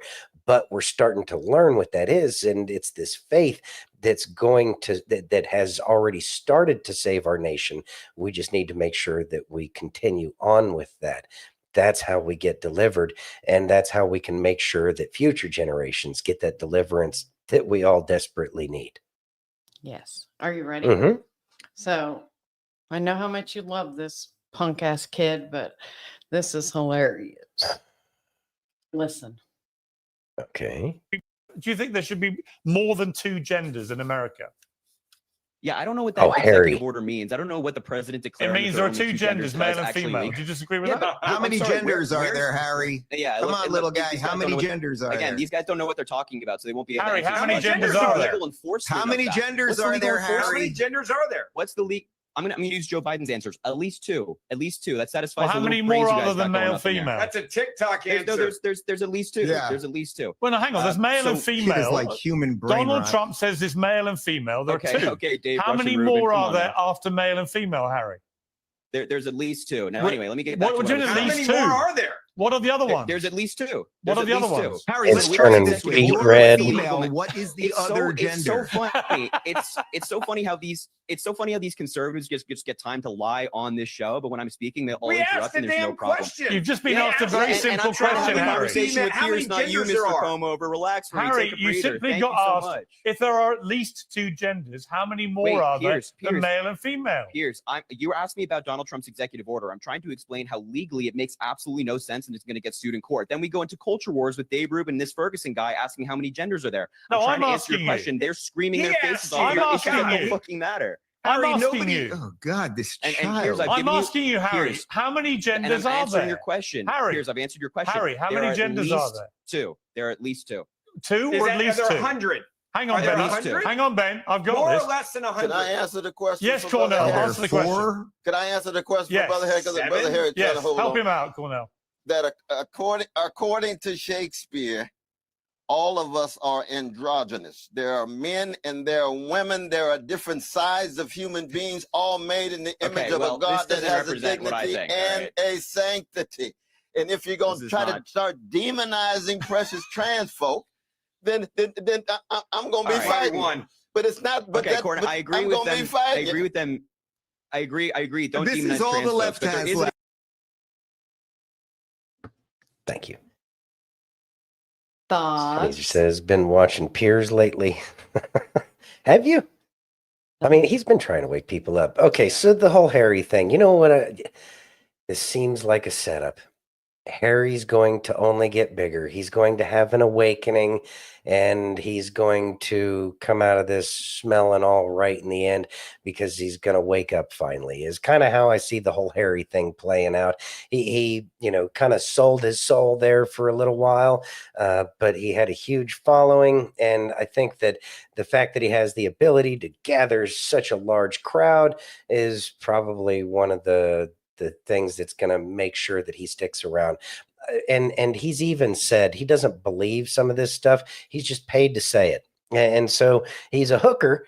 In the end, he's a hooker, but that hooker is a useful hooker. And so they will continue to, use that hooker until it's done. Chachi says he's getting his ass whooped on national TV. He was getting his ass whipped, but I think that's part of the, what is it? Kind of like a gang, you get beat in. Yeah. I think he's getting beat into the gang right there. Well, that could be. Mm-hmm. You ready? Hollywood has a lot of those kind of, what is it? Traditions. Traditions. There, that's the word I'm looking for. Thank you. So one more with Harry. Let's listen. Why do you hate us? I don't. I promise. Okay. Republicans have now controlled Congress, both the House and the Senate, for almost 2 weeks, and they haven't introduced any bills on lowering inflation or lowering gas prices or lowering the price of eggs. So just so I'm clear on this, Harry, are you saying that inflation is too high right now? Are you saying that gas prices are too high right now? Are you saying that the price of food is too expensive right now? Because you know who we'd blame for that, right? You know who'd be to blame if inflation, gas prices, and food prices were too high right now? The Biden administration. I'm pretty sure you spent the last year telling us the economy was awesome. Inflation was down, gas prices were coming down, and groceries were affordable. So if we went by your standard, that's not a big priority right now. Or did you lie to all of us about that for Biden? Did you recognize that inflation, gas prices, and grocery prices were ridiculous, but you lied to us so you could try to get Biden or Kamala elected? Nah, you wouldn't have done that, right, little buddy? Thoughts?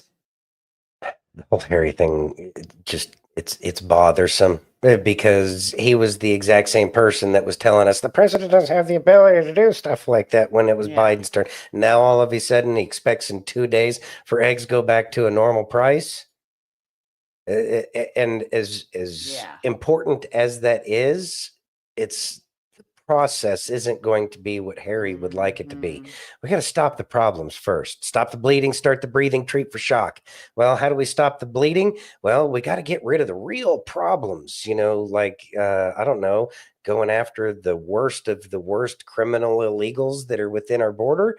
That's a real problem because they are the people you pay them and they create havoc wherever you pay them to go because they know they're already outlaws. So that's who the left has been taking advantage of. So, yeah, we got to deal with some other problems first. But also, at the same time, the food supply, and this is something a lot of people have forgotten, so I'm just going to do a little memory refresh here. How many cattle burnt in a fire in Texas in the Panhandle? I can't remember. Here, I give you a hint. 17,000. Oh, wow. You remember? Yeah, now I do. And that was just that one location. All of the Yes. chickens that burnt down. Yes. The chicken coops, with hundreds of thousands of chickens over the past couple of years.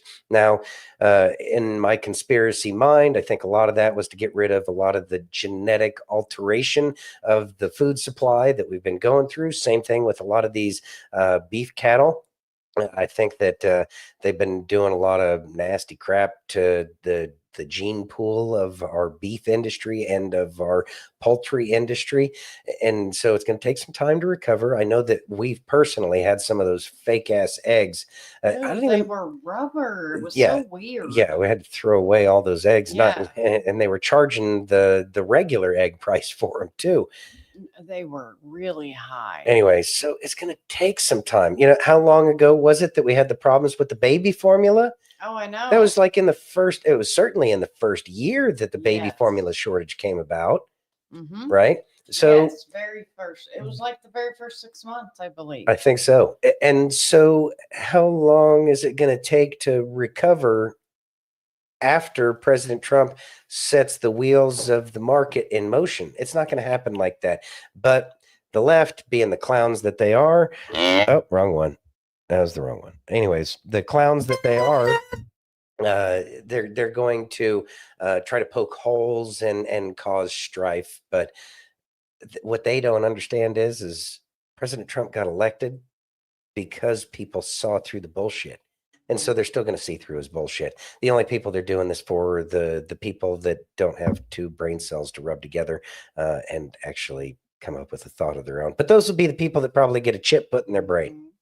Well, there is that. There is that. You ready? Mm-hmm. I got Charlie Kirk talking to Tom Holman. All Let's right. listen. All right. The mayor of Aurora and the governor of Colorado have said, Tom Holman, you're not welcome here. ICE, you're not welcome here. Watch me. Look, our authority is in all 50 states, islands of Samoa, Puerto Rico, Guam. I think Colorado falls in there someplace. So Who? we're coming. Colorado. They cannot help. Shame on them, because we made it clear we're concentrating on public safety threats. And I can't believe there's an elected mayor or elected governor in this country who doesn't want public safety threats removed from their communities. That's their number one responsibility. If they don't do it, we will. But President Trump has promised to deal with the illegal alien crime in this country, and that's exactly what we're going to do. Give us a few months. You're going to see illegal alien crime decrease. You're going to see fentanyl deaths decrease. You're going to see sex trafficking decrease, because we want to secure the border and enforce the laws. Trying to act was a priority. And, a shout out to them if they're watching. My gang's bigger than your gang. Thoughts? That's a man who's going to take it to him. He's calling them out specifically. I know that these mayors think that they're, untouchable, but there's people who thought they were untouchable once upon a time too. And turns out that, it's kind of, nobody is untouchable in this game. I mean, after all, they were going after Trump hard. And these people know that, like Tom Holman, President Trump, they know that these people who are saying that they're, going to continue on with this sanctuary city kind of crap. You can't come in here and take these illegal aliens away from us, because we need somebody to clean our toilets for us, because we're still modern day slavers, just under a different name kind of thing. Yeah. And that's exactly why we're going after them. And their life is going to be miserable. And I look forward to some of these people, especially over there in Colorado, where, it's like they thought they had their little castle, and their castle gets knocked down, and they get carted off and sent to a new castle that they can't leave. Well, there is that. Yeah. Ready? Yep. I got another one with Tom Holman. This time talking to a guy in Chicago. Let's listen. All righty. Sir, please, I don't care what Brandon Johnson tell you, please come clean up Chicago, Illinois. We need you, Tom Holman. This place sucks right now. And like you said, our city sucks because our governor sucks and our mayor sucks. You were absolutely right about that. And I mean, it couldn't get more broad than that. And I just really appreciate you coming here, just speaking to the people of Chicago, listening to us more than our own mayor. You're actually doing a better job than the mayor is when it comes to listening to us. Tom? Well, look, I was there 2 weeks ago, and I spoke to the people there, and you're right. I said the mayor sucks and the governor sucks because of them protecting illegal aliens in your city, especially criminal illegal aliens. Their number one responsibility is protecting the communities. So look, I made a promise 2 weeks ago that I'd be back, and I will be back. When this operation starts, I will be in Chicago, and men and women at ICE are going to be on the streets doing their job. So I appreciate your support. And when I was out there, I met with black pastors. I met with leaders of the community. They're all on the same page. The only one on a different page is the mayor. And we're going to prove to him that we can come in and make that city safer with or without his help. Thoughts? Just want to point something out here, and I'm glad that Chicago is going to get cleaned out. But we understand that the Democrat Party of today is the Democrat Party of the Civil War that was fighting for slavery, and their behavior proves that it's still the same, because they want to pay people nothing to get all of their fancy cush life taken care of so they can live it perfectly on Instagram for everybody. And the reason why I bring this up is because they hate Chicago. They've hated Chicago, and they wanted to take Chicago down ever since the Civil War. The reason why they wanted to take Chicago down and make it the place that it has become is because Chicago was instrumental in the Union winning the Civil War over the slave nation or slave states in the South, because they were providing medical care, they were providing food, they were providing support in any number of ways. Also, Chicago was one of the places where the trains were able to go to and then get to the rest of the nation. So that way the military could move and win the Civil War.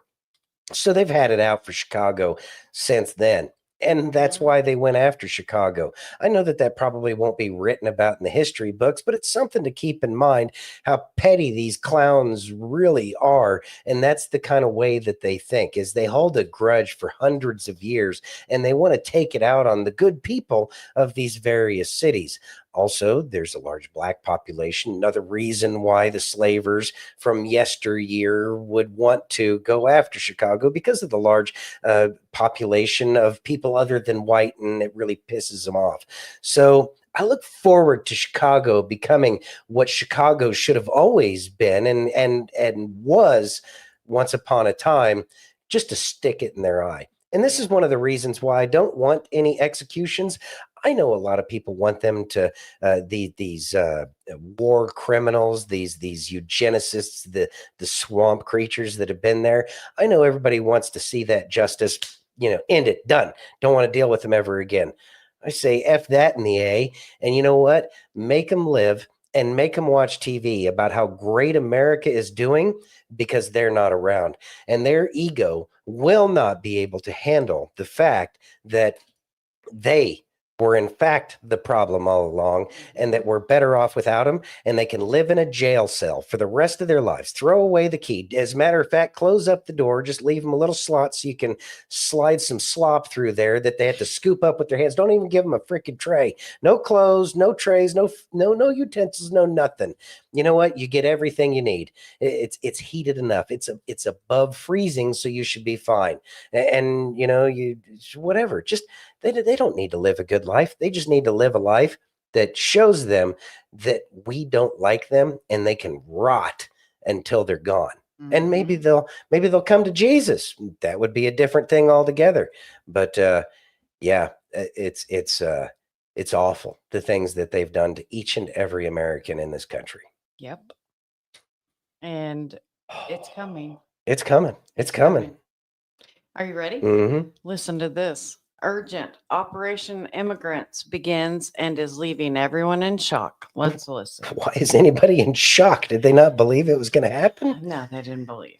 Dumbasses. Watch this. All right. Urgent Operation Immigrants begins and is leaving everyone in shock. Early this morning, federal agents launched a massive operation along the southern border, targeting what they called a critical breach in border security. But what they uncovered has sent shockwaves through the nation, sparking debates and outrage on every side. During the operation, agents discovered an elaborate underground network stretching miles beneath the desert. The tunnel was not just a simple escape route. It was a highly sophisticated system equipped with lighting, ventilation, and even security cameras. This wasn't the work of amateurs. It was something much more coordinated and sinister. As agents moved deeper, they found rooms hidden within the tunnel, some containing supplies like water, food, and medical kits. But the most disturbing discovery came when they reached the end of the tunnel, a massive reinforced door. After hours of trying to break it open, they finally succeeded, and what they found left everyone speechless.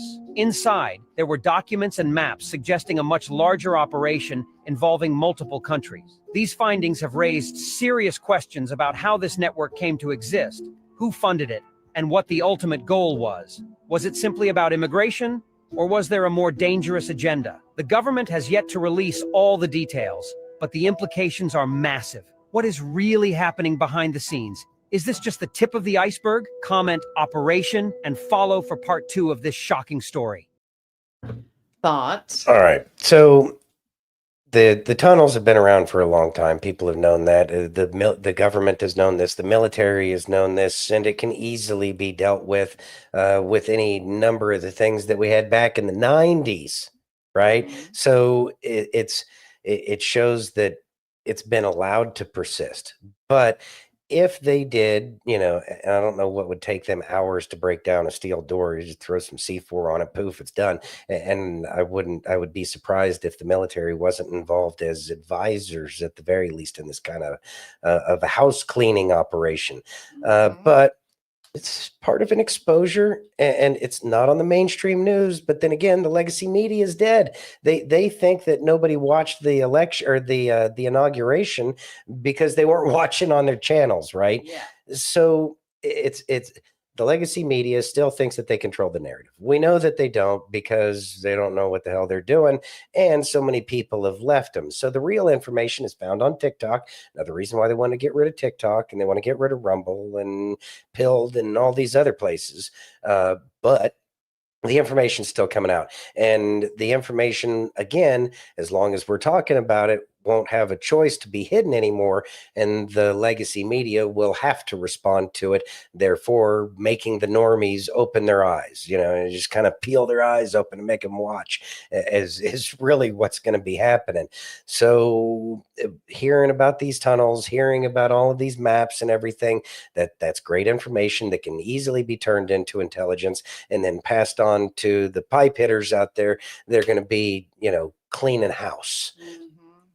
There's going to be more and more of this, and it's just the beginning. So this is something that's going to be fun to watch as it unfolds. I agree. Chachi says the bombed out all them. They bombed out all those tunnels, and all the booms folks have heard, even out by me on Chicagoland since Trump's first term. I really believe the military cleaned them out. Okay. I think the military cleaned out a lot of them. I think, or the operation that's been going on in the background. I agree with you that a lot of these booms that people have been hearing, other than the mining operations that are going on for like oil and fracking and stuff like that. But despite all of that, these tunnels have been an issue. And I think that they have been getting cleared out. I think that they've left certain tunnels behind because we were actually watching and they thought we didn't know about it. Because the cartels think that, they're significantly smarter than us, but they don't have the support that they had from within like they used to. And so it's kind of a double cross. There's been a double cross there, and they're going to end up cleaning out all of this stuff because President Trump declared them a terrorist organization, which I think there was a mayor out there already who was saying, you can't call them terrorists. Oh, no, it was the president of Mexico, whatever, yeah, good luck. Well, you're going to be the 53rd state, but that's okay. We'll get to that later. This house cleaning that's happening is going to be the reason why we get more and more information coming out. Exposure, but it's going to be presented as if it's happening right now, when a lot of this stuff, like was being said here by Chachi a little bit earlier, I'm in agreement. A lot of the stuff's already happened. It's in the past. We're just going to hear about it now. Exactly. We still hear booms out here. Really? That's a lot. That's interesting. It's happening. And another thing that's happening, watch this. All right.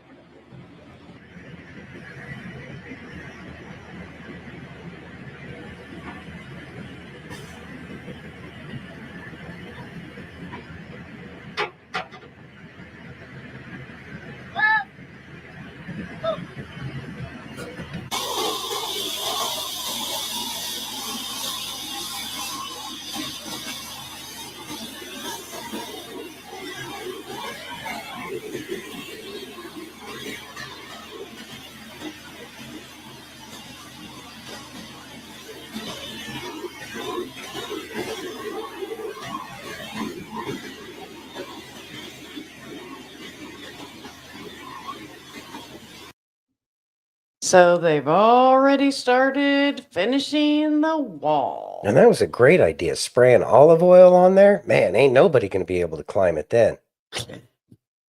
Olive oil, the cure-all for everything. It's amazing substance. Been around forever. Anyways, Is it a surprise? Is it a surprise that they started in the middle of the night as soon as they got the go to start putting the rest of that wall up? I give it 30 to 45 days. 60. I don't even think it's going to take that long, babe. Really? I think it's going to go full bore because a lot of it's already in place and it's going to be done super fast. I really believe it's going to happen super fast. Well, maybe even 60 days. That's still super fast for what's left. It's not going to take long. It's not going to take long at all. They want it done. Mm-hmm. They want it done. You ready? Yep. How about some Craig? All right. Let's listen. What I found in my own life is sometimes God needs to do something in me long before he does something for me. Sometimes he's got to teach me something. He's got to do something in me to change my heart if I'm going to trust in the Lord God with all of my heart, because my heart's wicked on its own, and sometimes it needs healing.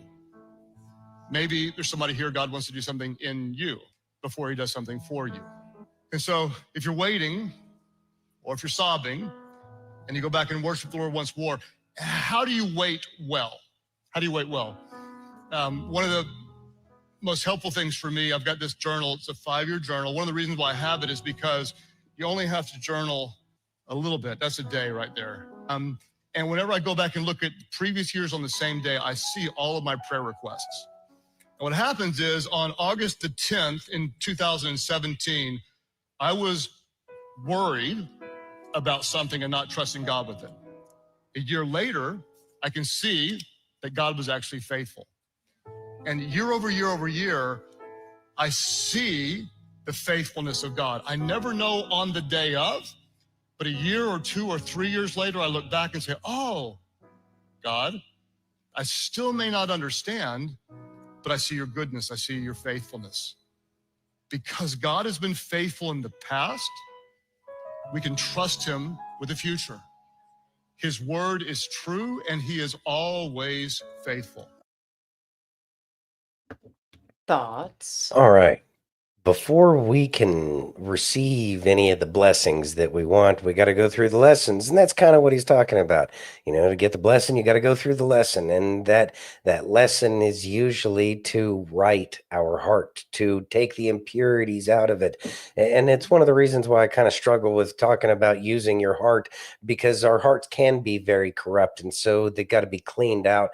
And that's his job. It's not our, we can't help anybody else clean out their heart. It's up to him.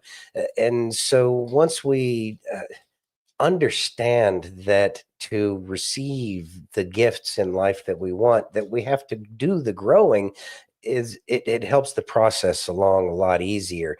And we need to recognize that we are sinners, and that to get rid of that human nature, we have to go through these challenging times. But in the end, we know that it's for our good. And so we should rejoice in that all the time. And rejoice forevermore. And there is no centimeter. That is correct. So speaking of Elon, he posted this today. The legacy media is pure propaganda. You are the media now.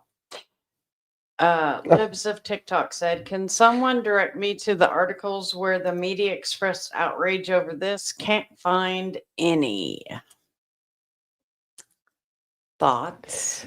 I showed the picture a little bit earlier of all of them doing the Hitler salute.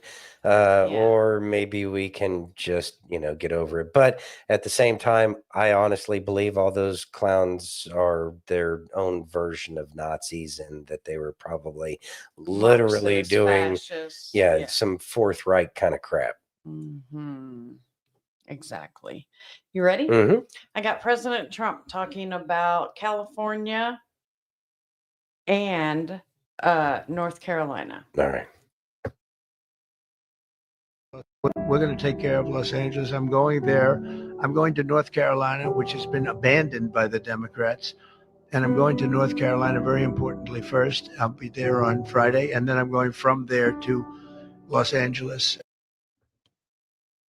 I didn't hear him say Maui.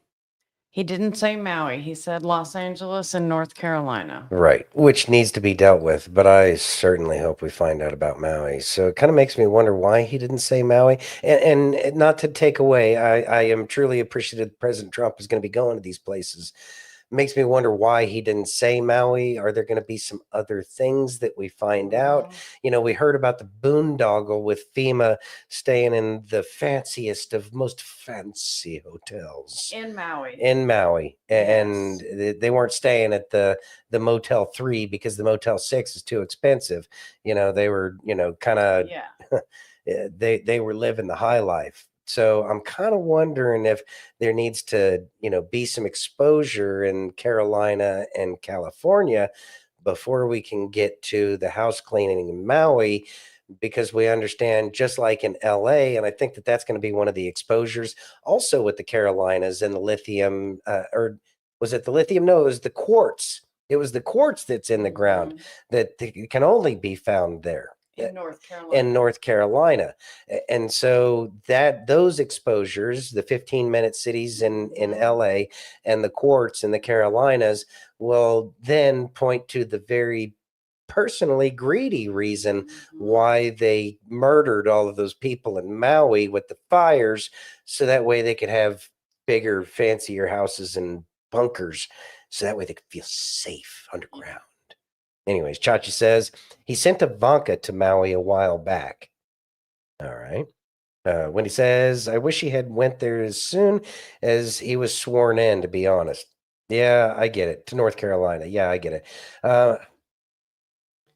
There's so much going on, and trying to pick one place over another. He's already been on this busy campaigning schedule, and he's going to be keeping that very tight schedule.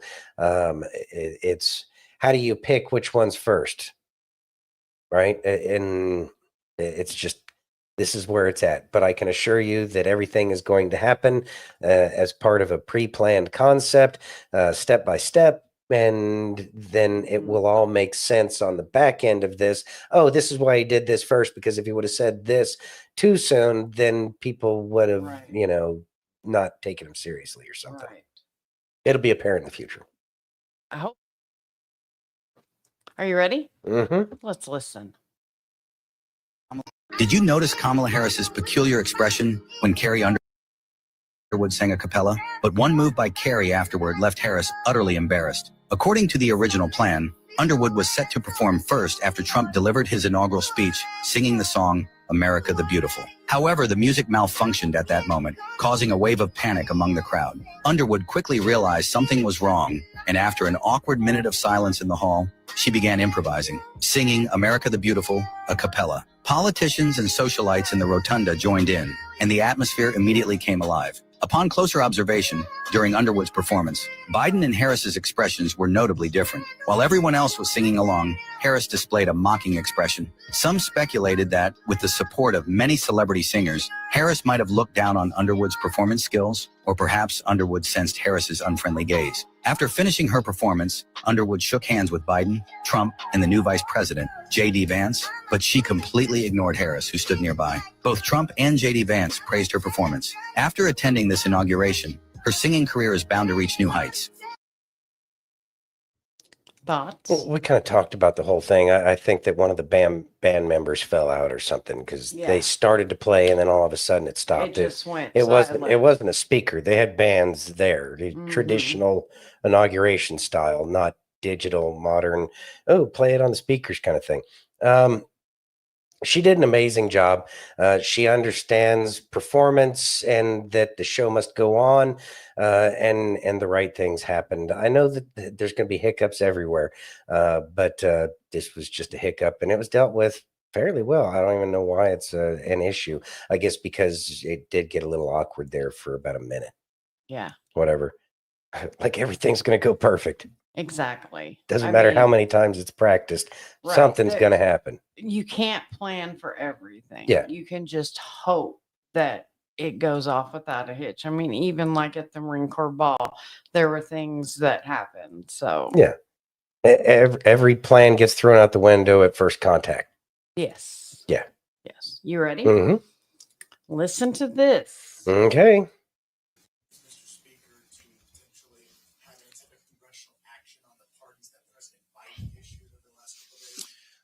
It was shocking. I mean, it was shocking what President Biden did on the way out, pardoning his family for more than a decade of whatever activity, any nonviolent offenses. It was breathtaking to us. I don't think that's anything like that's ever been anticipated. And by the way, go look at the tape. 4 years ago, when it was just implied that President Trump might do something similar, they were apoplectic. Joe Biden himself, Adam Schiff, Chuck Schumer. Roll the tape. They all said that would be crazy and unconscionable, and now they're cheering it along. To us, it is disgusting. To us, it probably proves the point, the suspicion that they call it the Biden crime family. If they weren't the crime family, why do they need pardons, right? Look, there's a lot of attention that's going to be paid to this, and I think that is appropriate, and we will be looking at it as well. So, yeah. Thoughts? So that's the Speaker of the House talking about that. Mm-hmm. That should give it some gravity. It should say that something's going to happen. I know that a lot of people were very concerned about Speaker Johnson there for a little while, but I have a feeling that he was playing a part until after President Trump got back in office. And then all of a sudden, we're going to find out who he really is. And I think that all of that happened with his becoming speaker, happened exactly the way it had to happen. I really believe that we're going to end up appreciating everything that dude does. Exactly. Yeah. Mirror engaged. Mirror engaged. 100%. You ready? Yes, ma'am. Let's listen. All right. Psalm 7. Lord my God, in you I trust. You are my shield and my protection. Deliver me from those who pursue me. Guide my steps with your powerful hand and keep me safe from those who would seek to harm me. Search the hearts of the righteous, Lord, and see their thoughts and intentions. You are the just judge who knows the truth of every soul. You are the protector of those who suffer and the strength of those who are weak. Rise, O Lord, and stand against those who bring harm. Expose any hidden sin, that all things may come to light. Grant your peace, grace, and mercy to the righteous, that they may rest secure in you. May the plans of the wicked be turned back upon them, while those who seek you find safety and refuge. I praise you, God, for your unchanging justice and faithfulness. You are the defender of all who call upon your name. You are the light in the shadows, the shelter in every storm. And in you, my Lord, I place my trust without fear. With a grateful heart, I lift my voice, for your justice endures forever. If you receive this message. Thoughts? All right. So Psalm 7, it's really a prayer asking God to deliver him from the false accusations and everything he's gone through. And President Trump has certainly had to go through so many false accusations and corruption and we've actually we've actually observed it. I don't know if we were lucky to have observed it, but we were certainly here for this very trying time. And it requires all of those prayers and that absolute faith in our Creator. And in the end, when we look back, how much of our faith was put in God to deliver us. We understood who the person was that was selected for us, but it was certainly an exercise in faith. And all of us should have a much stronger faith than we did 4 years ago, because we see that deliverance. We see that it takes time. We see that pieces have to be put in place so that way the plan can unfold properly. And now that President Trump is in office, we're wanting things to happen right away. Again, we still have to have that patience and we have to have that faith. So if you're ever feeling like you're in that spot where the world is against you and it's, everything that's being said or most of everything that's being said is lies, recognize that going to Psalms 7 is where we need to turn. And it's someplace, it is the place where I know that I've turned to through so many things in my life. And we just need to recognize the beauty and the wonderful things that have happened through that faith. So it's these examples. And I think this is one of the things where people get lost in what the real meaning of the Bible is, because it is a book about challenges and struggles that people have gone through and the mistakes that we've made and the forgiving nature of our God. And it can be summed up in small bits and pieces, like one of the Psalms. So you know, if Psalm 7 or whatever, speaks to your heart, especially at that point in time, recognize that you can draw your strength from that, and that it will all work out for the good in the end. Amen. Are you ready? Mm-hmm. Let's listen. All right. Remember, the person you are destined to become is the person that you decide to be. Every decision, every choice, every sacrifice shapes the path to your future. Greatness isn't given, it's forged. We are what we repeatedly do. Excellence, then, is not an act, but a habit. So ask yourself, who are you becoming? Will you rise when others rest? Will you focus when others falter? Will you decide to step into the life you deserve? Destiny doesn't wait.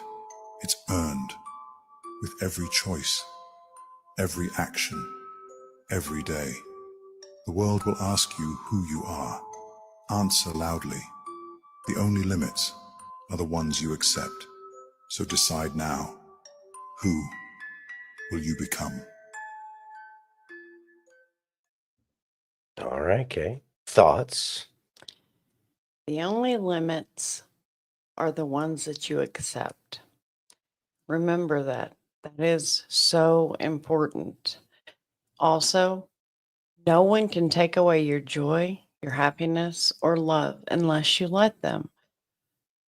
Everything you do is for a purpose, and He is sending you on these journeys so that when people come into your life, you're there for them. We all go through things, and sometimes we don't know why we're going through them. But you find out eventually. I didn't know why I went through a car accident, and then I've met people who've been in car accidents that I've been able to help. I don't know why it had to be me, but for some reason, I must resonate with people on that aspect. And so I no longer wonder why me, why me. I just want to help people. So remember, you can do anything because He's always with you, and He's going to lead you into the most wonderful life ever if you just allow it.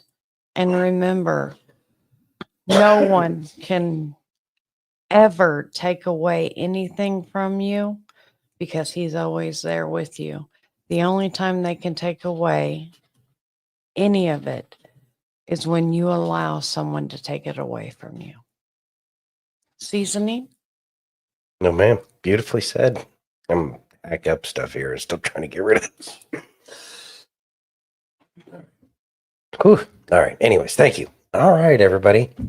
Well, we certainly appreciate each and every one of y'all joining us, and we look forward to seeing y'all again tomorrow. Same dat time, be it 7 p.m. Eastern, 4 p.m. Pacific on dat channel, be it Facebook, YouTube, Twitch, X, Rumble, and Pill.net. And if you haven't already, please take a minute and give us that virtual hug. If you're over on Rumble or YouTube, hit that thumbs up. If you're over on Pill.net, take that red pill. If you're over on X, smash that heart. And if you're on Facebook, you're our family. You like to push buttons. Go over there and click some buttons. Clickety-click. All right. All right, everybody. Thank you so much. Oh, jeez. For joining us. We look forward to seeing you guys tomorrow night. Go ahead and take We love it you over. all. Have a great night. Be safe, and God bless each and every one of you.